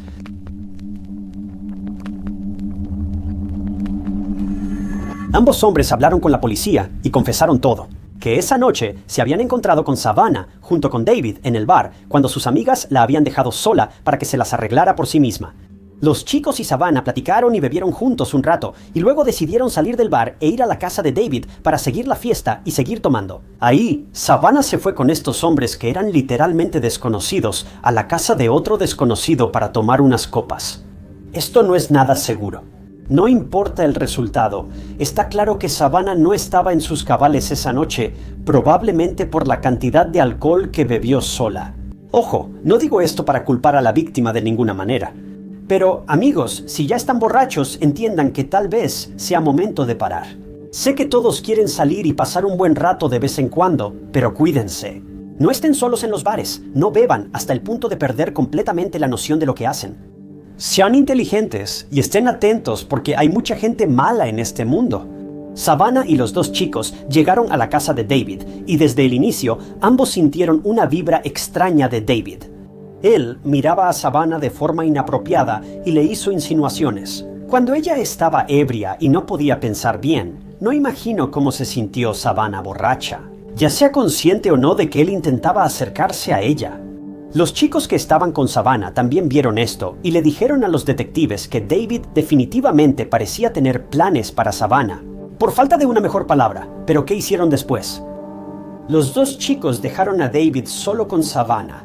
Estos tipos podían ver claramente que David se estaba comportando de manera inapropiada con Savannah y lo mejor que pensaron hacer fue irse. Nunca entenderé cómo tanta gente puede quedarse de brazos cruzados y ver cómo se aprovechan de otras personas o ver cómo son victimizadas de una u otra manera. Pero eso fue exactamente lo que hicieron. Dejaron a Savannah ahí, en manos de un depredador. Unos días después, cuando la desaparición de Savannah salió en la televisión, estos tipos la vieron y sintieron ese horrible presentimiento. La joven desaparecida era la misma que se fue esa noche con David, y la realidad los golpeó fuerte. Uno incluso llamó a David para preguntarle si sabía algo de Savannah. Según la historia de este tipo, David fue la última persona que vio a Savannah y estuvo con ella hasta su desaparición. Cuando el tipo preguntó por Savannah, David dijo que no sabía nada y que después de que los chicos se fueron, él se quedó dormido en el sofá mientras Savannah tomó su cama. Y un par de horas después, fue despertado de golpe por nada más y nada menos que Savannah, quien quería preguntarle cuál era su dirección. En la mente de David, Savannah estaba llamando a alguien y esa persona venía a recogerla, así que David le dio la dirección y simplemente se volvió a dormir. Al despertar por la mañana, Savannah ya no estaba. David supuso que ella se fue con quien la recogió, y ya. Para este punto, los investigadores sospechaban mucho de David, pero querían encontrarlo y oír su versión. La policía descubrió que él vivía en el condado de Girard, a 40 minutos del bar al que Savannah fue con sus amigas, y querían hablar con él. David fue interrogado y relató prácticamente lo mismo que ya te conté. Los chicos dejaron a Savannah en casa. Él fue un caballero y le cedió su cama. Savannah lo despertó para pedirle la dirección. Y luego ella ya no estaba al día siguiente, pero los investigadores sabían que no debían creer su historia. Había algo inquietante en David, especialmente cuando los detectives le hacían ciertas preguntas. La manera en que David respondía era muy escalofriante. Los investigadores le preguntaron directamente a David si creía que Savannah estaba viva, y él admitió que había considerado la posibilidad de que tal vez no lo estuviera. Los detectives no tenían idea de cuán acertado resultaría estar.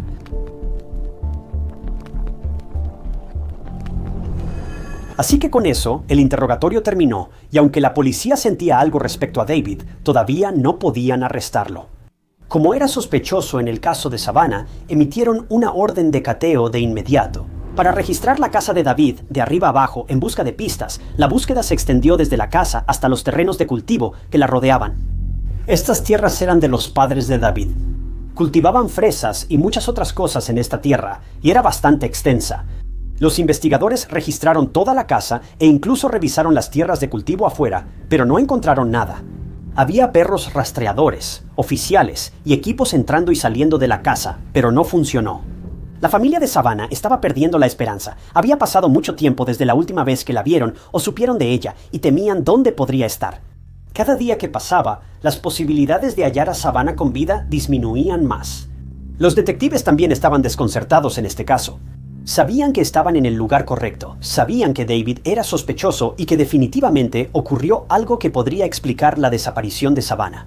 Solo necesitaban esa prueba irrefutable, ese tiro al blanco para dar en el objetivo y resolver este caso confuso. Bueno, la perseverancia de la policía dio frutos porque a principios de abril de 2019, casi 4 meses después de la desaparición de Savannah, realizaron otra búsqueda en la casa de David. Y bueno, digamos que esta vez encontraron muchas cosas. Había una marca en la puerta del closet de David y al usar luminol, los detectives vieron que todo se iluminó. Era exactamente lo que piensas que era. Analizaron la mancha y coincidía con el ácido desoxirribonucleico de Savannah.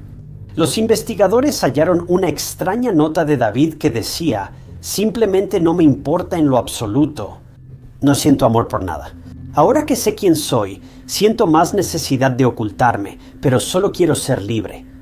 Estoy constantemente agresivo y nada ayuda ya». Continuó diciendo, cito, «¿Cómo miras a tu madre a los ojos y le dices que has nacido? ¿A un psicópata al que ella dio a luz? ¿A un monstruo? ¿Alguien que no dudaría en quitarle la vida a otro ser humano? Es perturbador, y no entiendo por qué la policía no lo encontró. Cuando le preguntaron a David por la carta, dijo que la escribió hace 2 años tras ser rechazado por una mujer. La carta no tenía fecha, así que nadie sabe cuándo se escribió. Pero, juzgando por cómo se desarrolló este caso, definitivamente arrojó luz sobre David y quién era como persona. Y se reveló que sufrió de depresión y problemas de ira durante mucho tiempo.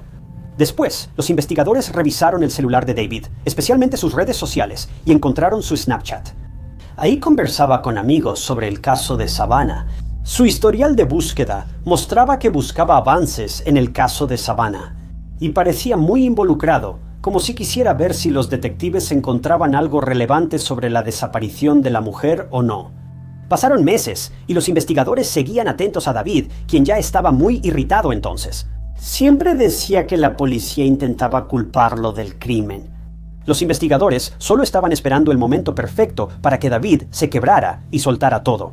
Sin embargo, antes de eso, alguien acudió a la policía y esto los llevó a las tierras de cultivo de David, cerca de su casa. Alguien cercano a David había llamado a los detectives para avisarles que habían encontrado algo muy extraño. En realidad fue el papá de David quien llamó a la policía. Un día, mientras trabajaba en el huerto de fresas fuera de su casa, un olor fuerte y desagradable invadió su nariz. El papá de David quedó atónito. Nunca había olido algo así y supo que no podía quedarse callado. Así que llamó a la policía y eso fue lo que los llevó a realizar una búsqueda más exhaustiva afuera de la casa, esta vez por toda la propiedad. Curiosamente, los investigadores ya habían registrado esta área antes. Y mientras andaban por el campo de fresas en la granja, los investigadores notaron que David estaba completamente concentrado en un lugar en particular. Observaba fijamente una sección del campo de fresas. Y solo cuando los oficiales se alejaron de ese lugar, David finalmente respiró. Ahora, al mirar atrás, los detectives sabían que se habían perdido de algo realmente grande, pero no esta vez. Un equipo llegó a medianoche el 10 de julio de 2019 y excavó el suelo. Pronto encontraron algo. Era el cuerpo de una mujer y trágicamente era Savannah Spurlock, de 23 años, ya sin vida. La hallaron en una tumba poco profunda fuera de la casa de David, bajo el campo de fresas, junto a su cuerpo. Desenterraron una alfombra gris, y mira, esta alfombra era exactamente la misma que la que encontraron en la casa de David, cuando la policía la registró antes, y después se descubrió que David le había preguntado a su hermana de dónde había sacado la alfombra. Y resulta que compró una segunda porque usó la primera para envolver a Savannah. Al mirar atrás, los investigadores notaron que estuvieron sobre el cuerpo de Savannah desde el inicio, pero tardaron meses en hallar la pieza clave del caso. Hasta ahora, los forenses no pudieron determinar qué le ocurrió. Pero sabían una cosa, Savannah soportó mucho antes de perder la vida. ¿Pero qué fue eso? Nunca lo sabremos, porque los investigadores nunca lo descubrieron y David no lo dirá. Cuando la familia de Savannah se enteró de este trágico descubrimiento, sus reacciones fueron una mezcla de alivio y también de una tristeza insuperable. Buscaron a Savannah durante meses, y aunque se estaban preparando mentalmente para lo peor, aún así les afectó mucho. Cuando se enteraron, sintieron alivio de finalmente poder darle descanso a Savannah en un lugar familiar, pero la pérdida fue inconmensurable.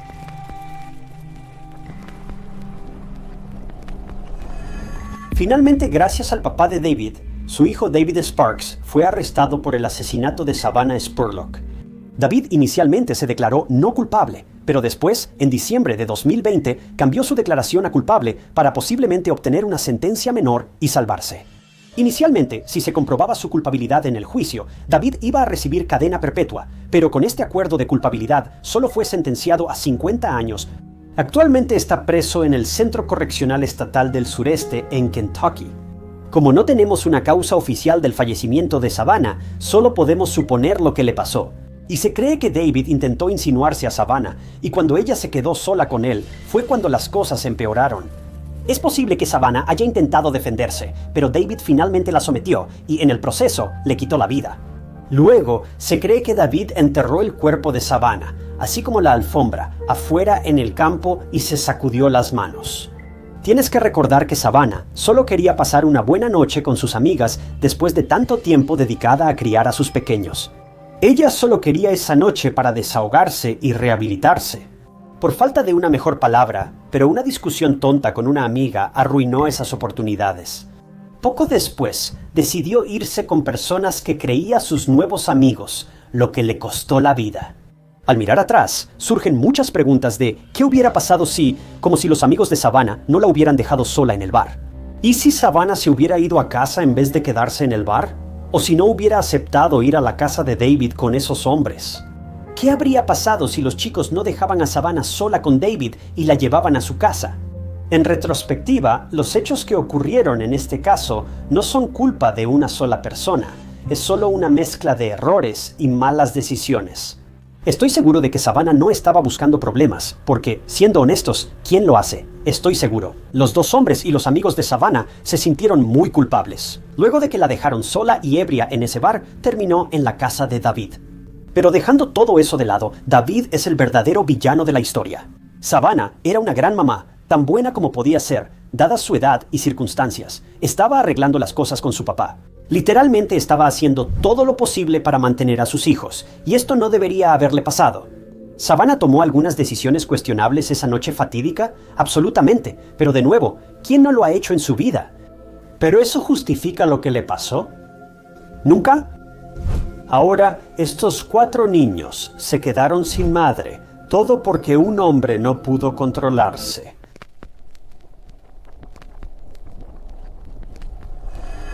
Heather Bogle nació en Rock Hill, Carolina del Sur, pero después la familia se mudó a Ohio y se estableció allí. Asistió a la preparatoria Tiffin Columbian, de la cual se graduó en 2006. Heather también tenía una hija llamada Mackenzie, a quien dio a luz en 2010.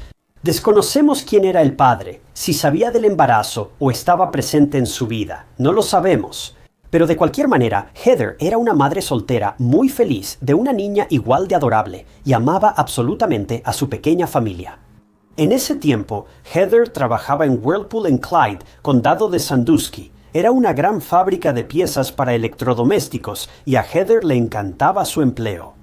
Pero también tenía sueños de entrar al campo de la medicina pronto. Quería convertirse en enfermera. En ese momento, Heather tomaba cursos de enfermería y avanzaba rápido hacia su trabajo soñado.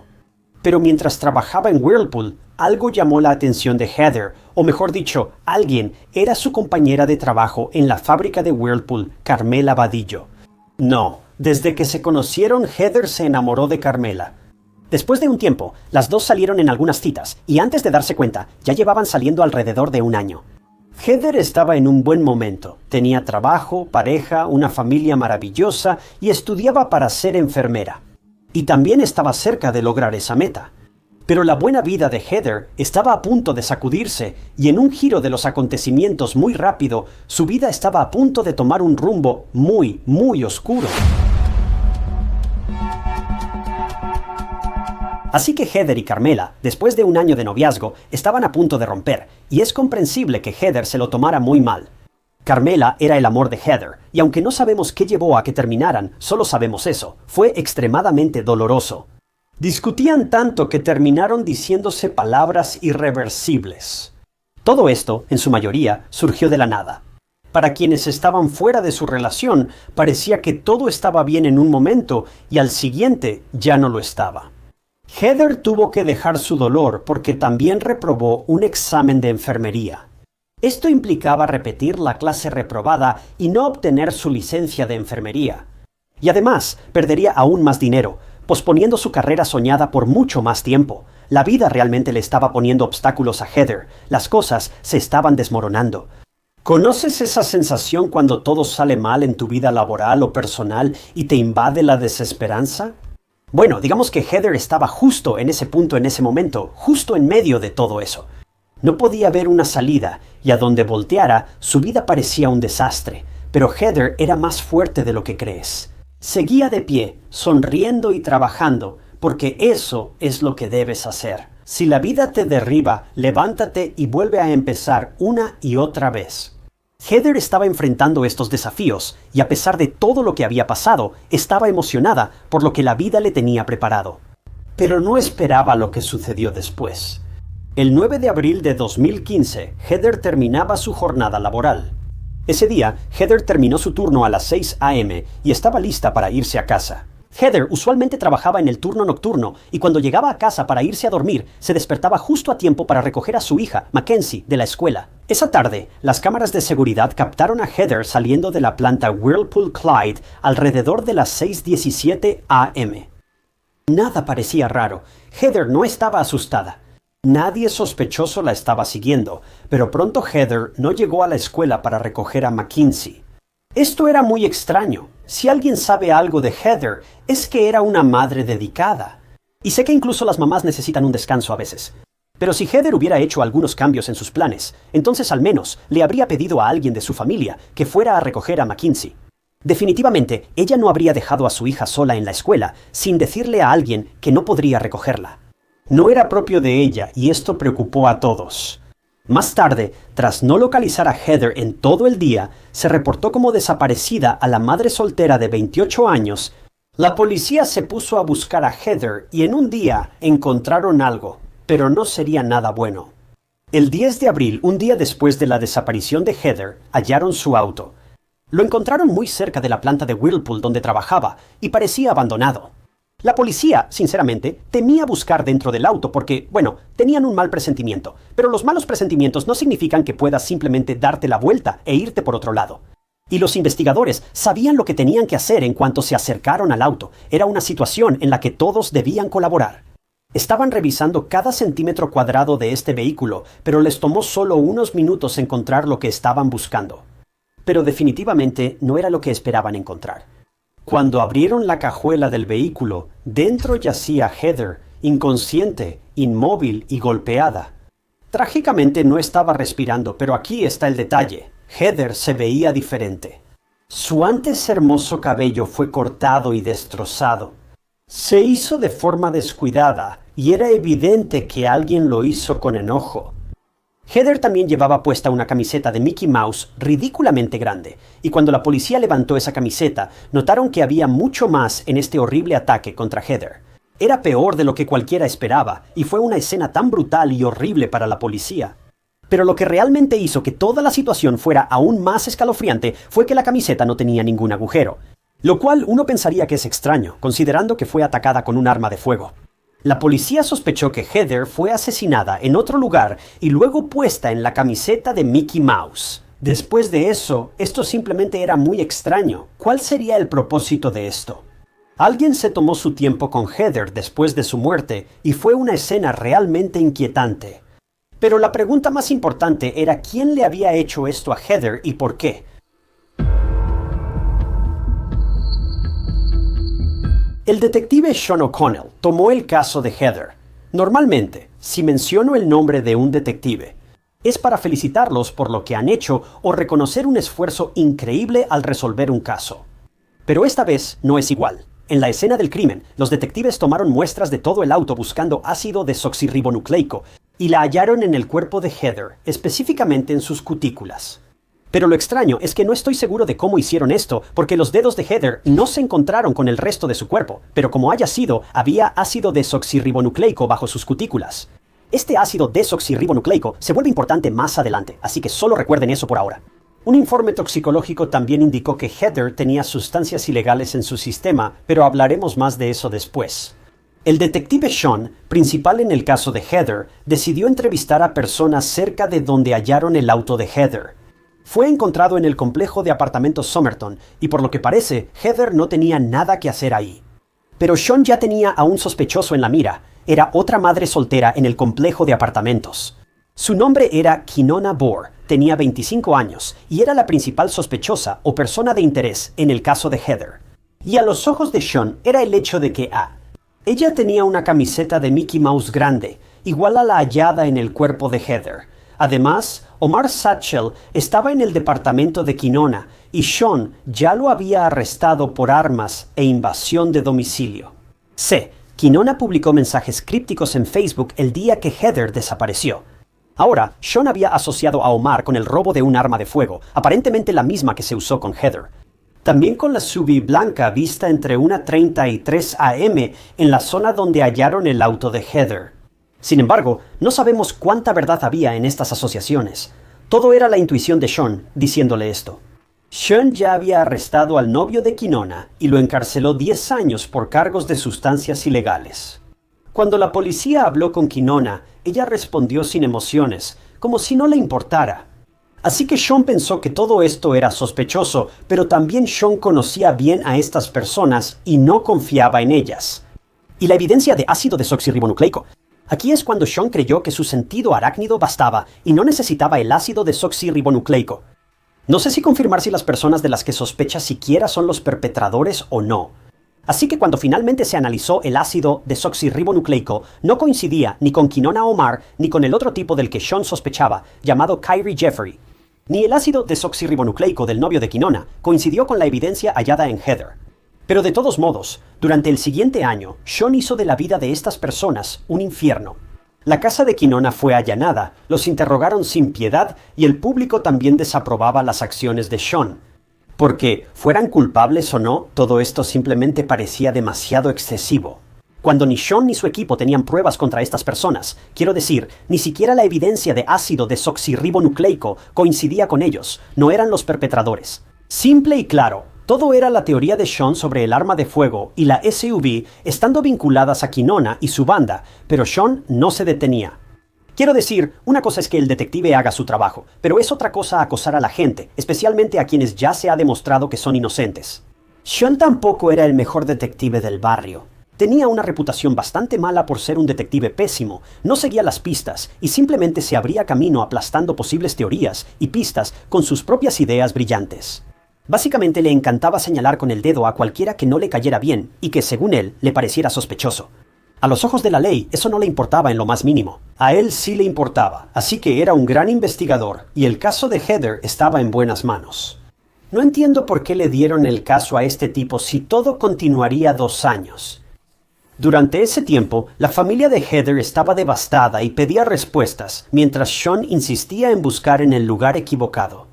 No hace falta decir que su caso estaba estancado y pasaría bastante tiempo antes de que los investigadores encontraran otra pista que finalmente haría avanzar este caso.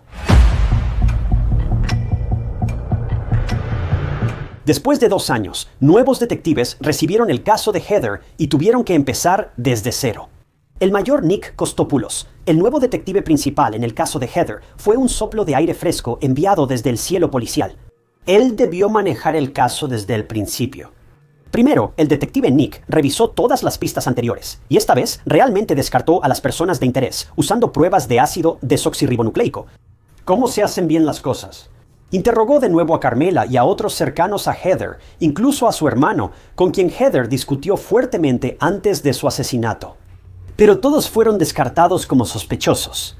Luego, Nick revisó los movimientos de Heather a través de su teléfono, así como datos satelitales de Google y Lowe. Y he aquí, encontró algo que Sean había pasado por alto por completo todos esos años atrás. El teléfono de Heather se localizó cerca de un parque de casas rodantes, a minutos de la fábrica de Whirlpool donde trabajaba. Esto era muy extraño. ¿Con quién se reunía Heather en ese parque de casas rodantes? Cuando la policía investigó más, descubrió que un hombre llamado Daniel Myers vivía ahí. Trabajaba con Heather en la misma planta de Whirlpool en Clyde. Además, él trabajó el mismo turno nocturno que Heather la noche en que ella desapareció. Pero, ¿qué estaría haciendo Heather en la casa de este hombre? Especialmente cuando se suponía que debía ir a casa a dormir para poder recoger a su hija más tarde.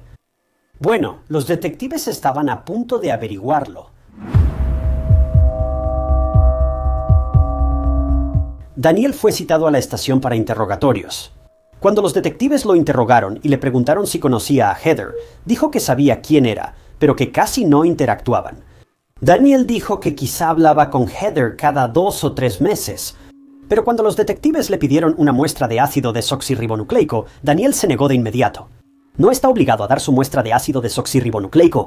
La vacilación y que el teléfono de Heather estuviera cerca de su remolque permitieron a la policía obtener una orden de cateo. Bueno, sí consiguieron esa orden, y esta vez no pudo negarse a proporcionar una muestra de ácido desoxirribonucleico.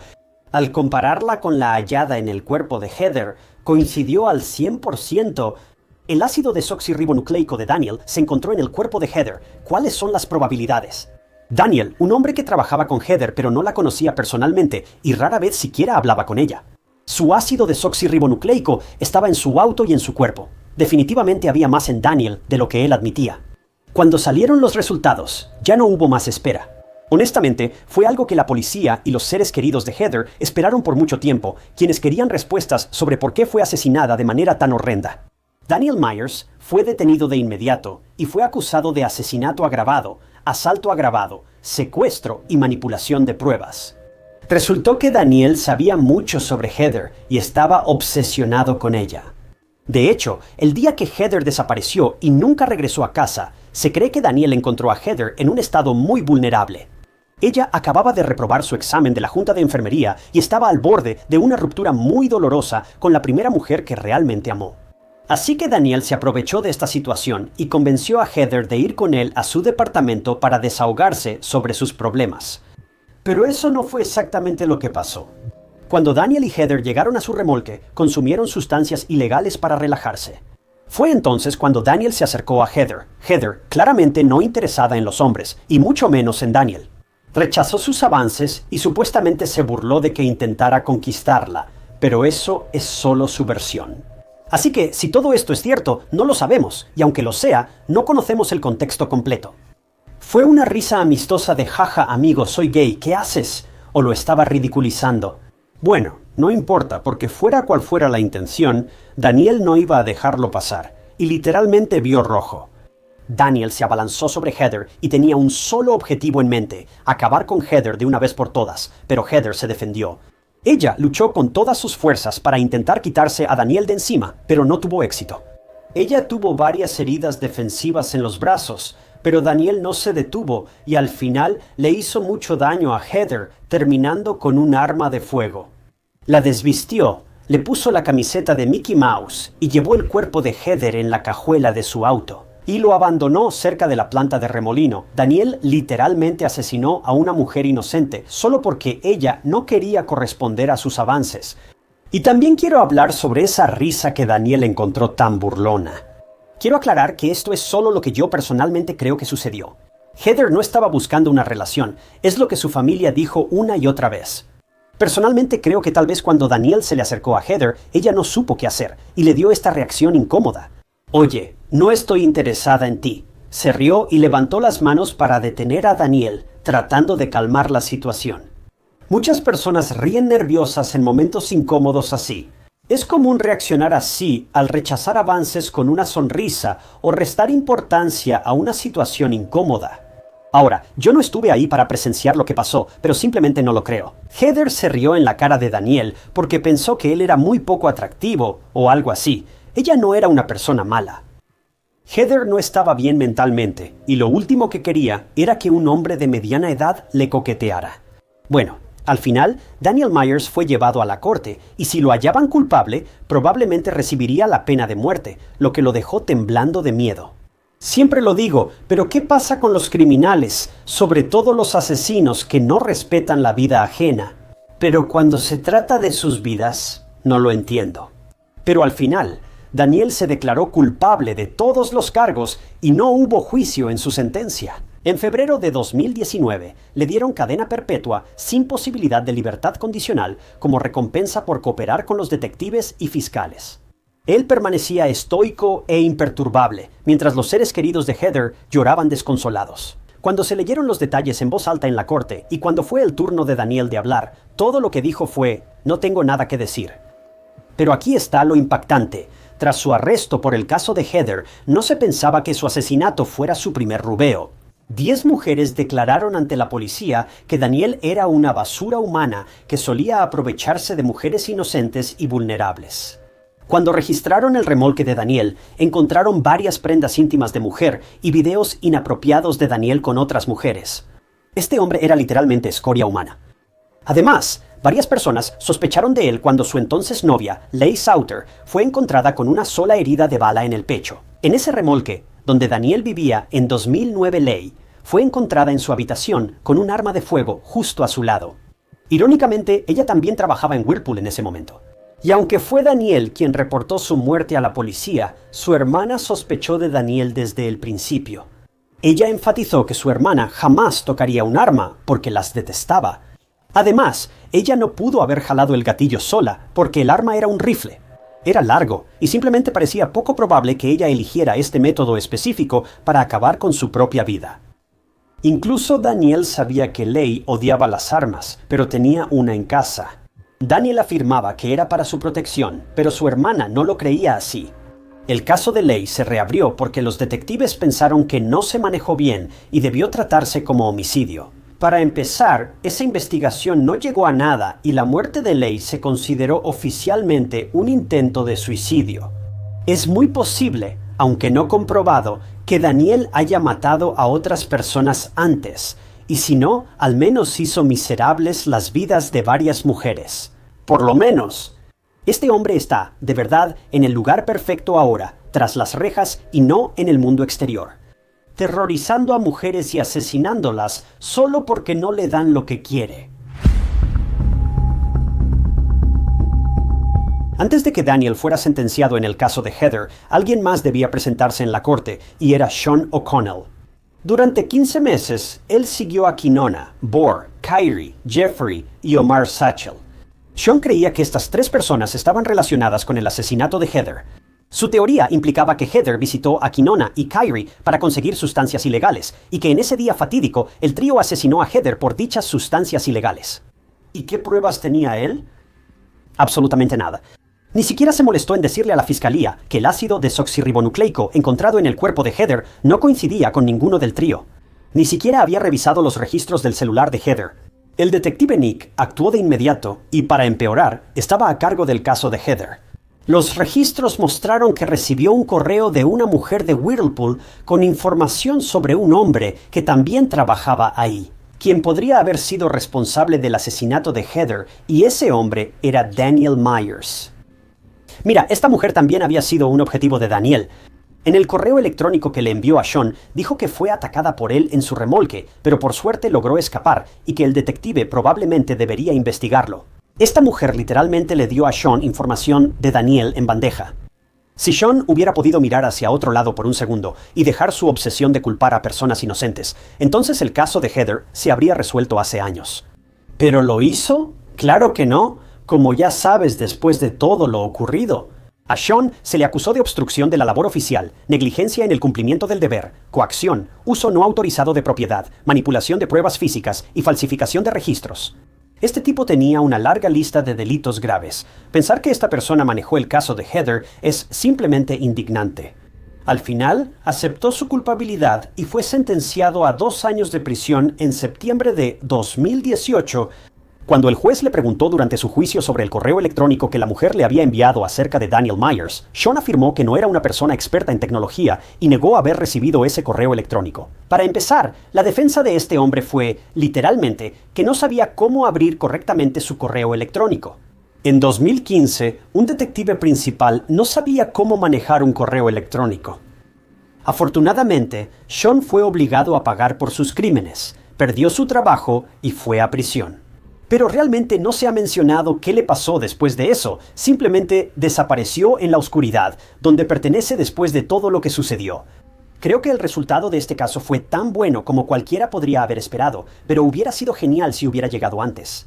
Por las acciones de un hombre y un mal detective, esta familia sufrió la pérdida de una inocente como Heather, y su sufrimiento se prolongó innecesariamente, todo porque un hombre no pudo controlar su ego. Gracias por acompañarnos en otro episodio de Crímenes Reales, pero no se vayan aún. Para aquellos que se quedaron hasta ahora, quería dejarles una última historia, una que seguramente nunca olvidarán. Esta es la historia de Cristóbal Chandler y el extraño accidente de auto fantasma que ocurrió en diciembre de 2002 y que logró resolver su insólito caso de persona desaparecida.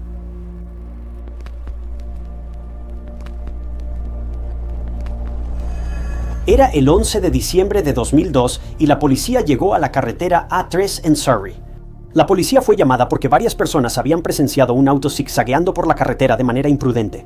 Parpadeaba las luces, cambiaba de carril al último momento y era un accidente por ocurrir. Pronto eso sucedió exactamente así. Testigos en la A3 informaron que un auto perdió el control y salió de la carretera, cayendo en la maleza junto a la autopista Burpham, cerca de Guildford. No sabemos si alguien informó a la policía sobre el auto, su marca, color, etc. Los detalles de la llamada son realmente vagos y sinceramente puede que todo haya sucedido tan rápido que la gente no tuvo oportunidad de fijarse en esos detalles. Pero la policía llegó a la escena y desde el principio las cosas eran extrañas. Primero que nada, no había nadie al costado del camino tratando de ayudar a quien se había salido de la carretera con su auto.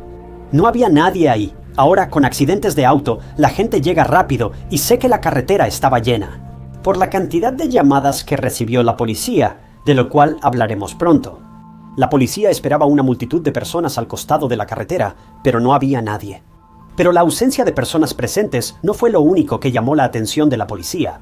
No había marcas de derrape, ni marcas de frenos, ni huellas de llantas, nada en la carretera que condujera hacia la maleza en dirección al auto. La gente decía que el auto iba fuera de control y a gran velocidad, cambiando de carril en una escena de locura. Pero no había huellas de llantas ni marcas de derrape en la carretera ni cerca de la zona boscosa. Era algo inquietante. Al principio, la policía creyó que estaban en el lugar equivocado o que era una broma por llamadas falsas, pero igual buscaron. Sin embargo, los oficiales se aventuraron y estaban esperando ver cualquier cosa, a alguien saliendo del bosque para pedir ayuda. Pero tampoco había humo ni silbido desde el área boscosa, y considerando que el auto acababa de chocar, sería normal ver humo, ¿no? Bueno, en cuanto la policía se adentró un poco más en el bosque, hicieron un descubrimiento.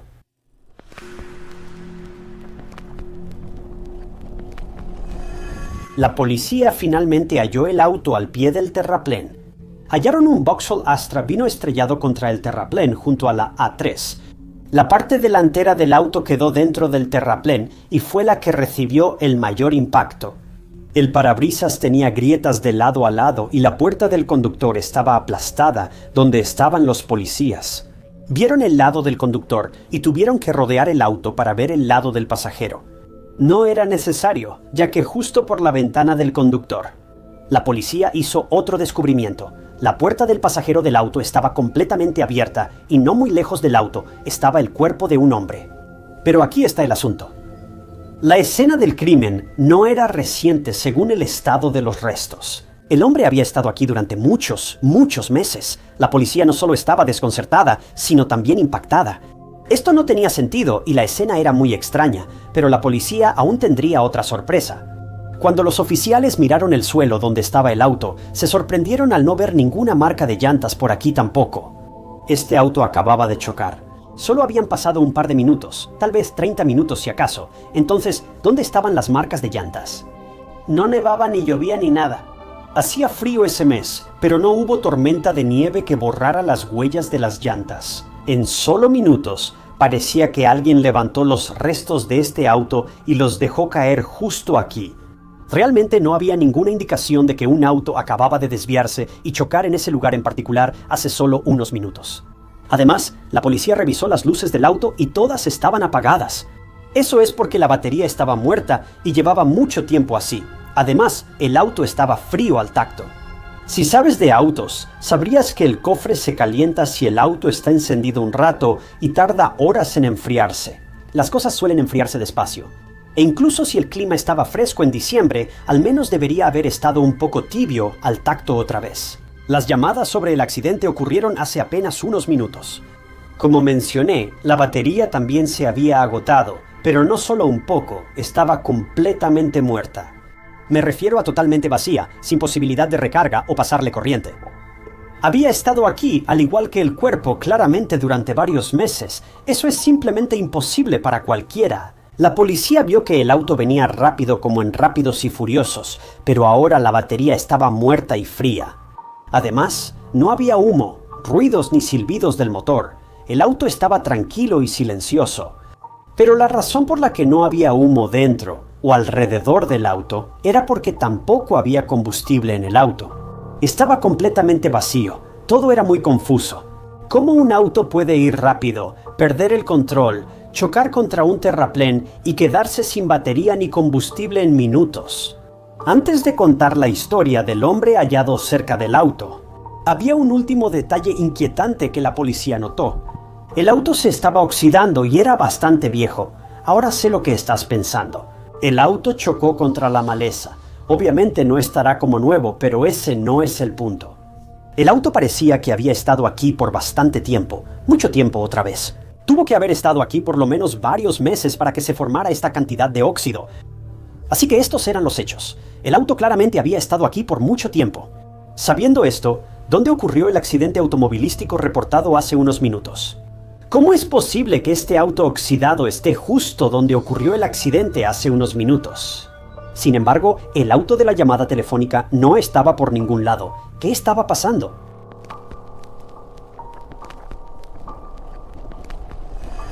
A estas alturas, el auto y su estado generaban una sensación extraña a los oficiales de policía. Entonces se enfocaron en el cuerpo que estaba a su lado.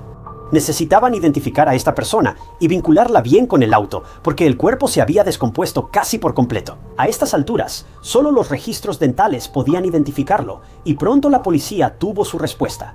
El cuerpo fue identificado como Brian Christopher Chandler, de 21 años. Los hermanos de Brian lo reportaron como desaparecido hace 5 meses, lo cual coincidía con la línea de tiempo. Así que si excluyes las llamadas de emergencia, por supuesto, todo esto tiene sentido. Entonces, ¿quién era Christopher Chandler? Bueno, no se sabe mucho sobre él, aparte del hecho de que era de Middlesex y que era buscado por la policía. Sí, básicamente las cosas cambiaron bastante rápido aquí. Cristóbal había cometido un robo y era buscado por la policía metropolitana desde julio de ese mismo año. Había estado huyendo desde entonces, y la última vez que lo vieron con vida fue en un pub o bar en Hounslow, en el oeste de Londres, donde estaba tomando unas copas con sus amigos. Ahora, como Cristóbal había cometido un robo, estaba muy inquieto y nunca se quedaba en un lugar por mucho tiempo. Así que esa noche estaba tomando unas copas con sus amigos, pero después decidió que ya no quería quedarse ahí, así que se subió a su auto y se fue, presumiblemente para buscar otro lugar donde esconderse por un par de días. En julio, el hermano de Cristóbal, al no saber de él por mucho tiempo, lo reportó como desaparecido. Quizás te preguntas, ¿por qué el hermano de Cristóbal no lo reportó como desaparecido de inmediato? Bueno, no era tan sencillo. La familia de Cristóbal sabía que lo buscaban por robo y que evitaban comunicarse para no ser detectados por la policía. El hermano de Cristóbal estaba atrapado en un limbo extraño sobre si debía o no. Claro que me preocupaba Cristóbal. Pero si lo reportaba como desaparecido en la estación de policía, lo encontrarían y lo encarcelarían por el crimen que cometió. Tras mucha espera y dudas, el hermano de Cristóbal decidió reportarlo como desaparecido, porque simplemente no podía comunicarse con él y empezó a preocuparse cada vez más. Los registros telefónicos revelaron que Cristóbal sí llamó a su hermano. Si así puede llamarse, ya que la llamada pareció durar solo un segundo o menos. Parecía que Cristóbal llamó a su hermano y colgó de inmediato, lo cual era muy extraño. Tampoco sabemos si esta llamada se hizo antes del accidente, o, más inquietante aún, después. Esta era toda la información que la policía tenía. Un criminal buscado desaparece hace 5 meses. Algunos testigos preocupados vieron cómo su auto se estrellaba en diciembre, pero en realidad el accidente ocurrió en julio. ¿Qué está pasando? La policía revisó 2 veces el auto con las placas y confirmó que estaba registrado a nombre de Christopher Chandler. La policía halló por accidente el cuerpo de una persona desaparecida desde julio al buscar a la víctima de un accidente en diciembre. Además, si los testigos notaron este accidente más reciente en diciembre, ¿cómo es posible que nadie haya visto el accidente de Chris en julio? Era como si el auto que vieron los testigos hubiera desaparecido y en su lugar, mágicamente, hubiera aparecido el auto oxidado, polvoriento y destrozado de Christopher de hace 5 meses.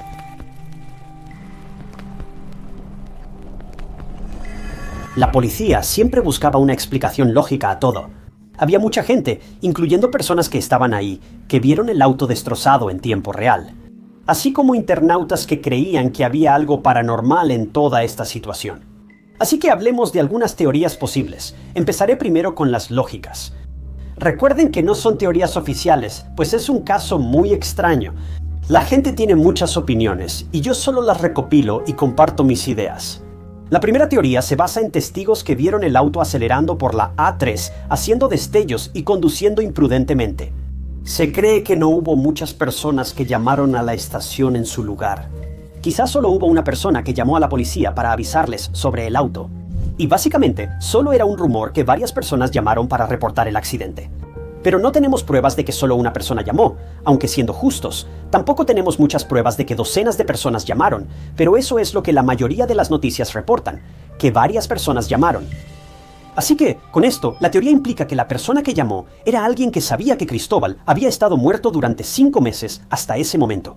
Dio a la policía una pista para revisar esta zona. Se cree que la historia del auto fuera de control fue inventada. La llamada fue para atraer a la policía al lugar donde hallaron a Cristóbal y su auto. Como tampoco hay grabaciones de cámaras de seguridad del incidente, esta teoría podría ser creíble. Además, el hecho de que nadie se detuviera si un auto se salió de la carretera solo refuerza la afirmación de que este accidente nunca ocurrió. Al menos no de la manera en que lo reportó la persona que llamó, pero eso nos lleva a la pregunta, ¿quién era esta persona? ¿Cómo supieron dónde estaba Cristóbal? ¿Y fue esa persona la responsable de lo que le pasó a Cristóbal en primer lugar? ¿Esta persona llamó a la policía por culpa de haberle hecho algo a Cristóbal? ¿Quién sabe? Otra teoría es que había un auto que iba a exceso de velocidad por la carretera y que sí se salió del camino en un momento, casualmente en el mismo lugar o cerca de donde estaba el auto de Cristóbal, pero no chocó. Tal vez pareció que se fue por el terraplén, pero quizá el conductor volvió a la carretera y siguió tranquilo. Cuando la policía llegó, no vio ese auto, pero sí halló los restos del auto de Cristóbal. Ahora, esto podría ser el caso, pero de nuevo, no sabemos si eso fue lo que realmente pasó o no. Pero si este fuera el caso, siento que la policía habría visto esas huellas de llantas más recientes de ese auto que se salió del camino hace poco. Pero no lo hicieron. Pero aquí es donde las cosas se ponen más interesantes. Se teoriza que las personas que vieron el auto zigzagueando por la A3 en realidad vieron una aparición paranormal del accidente de Cristóbal de hace 5 meses.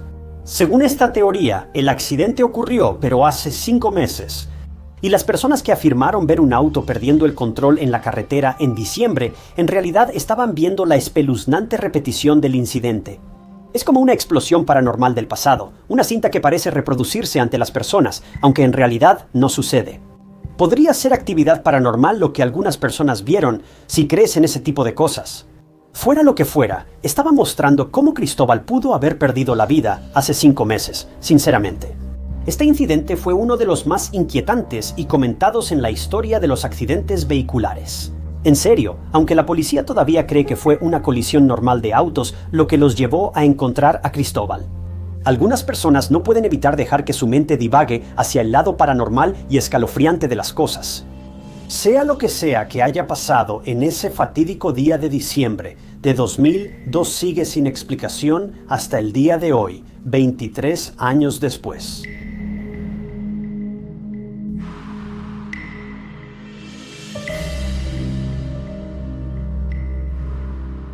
Gracias por acompañarnos en otro episodio de Historias de Crímenes Reales. Si les gustó, suscríbanse para ver más. Es totalmente gratis. Solo te mantiene al tanto de todos mis casos más recientes.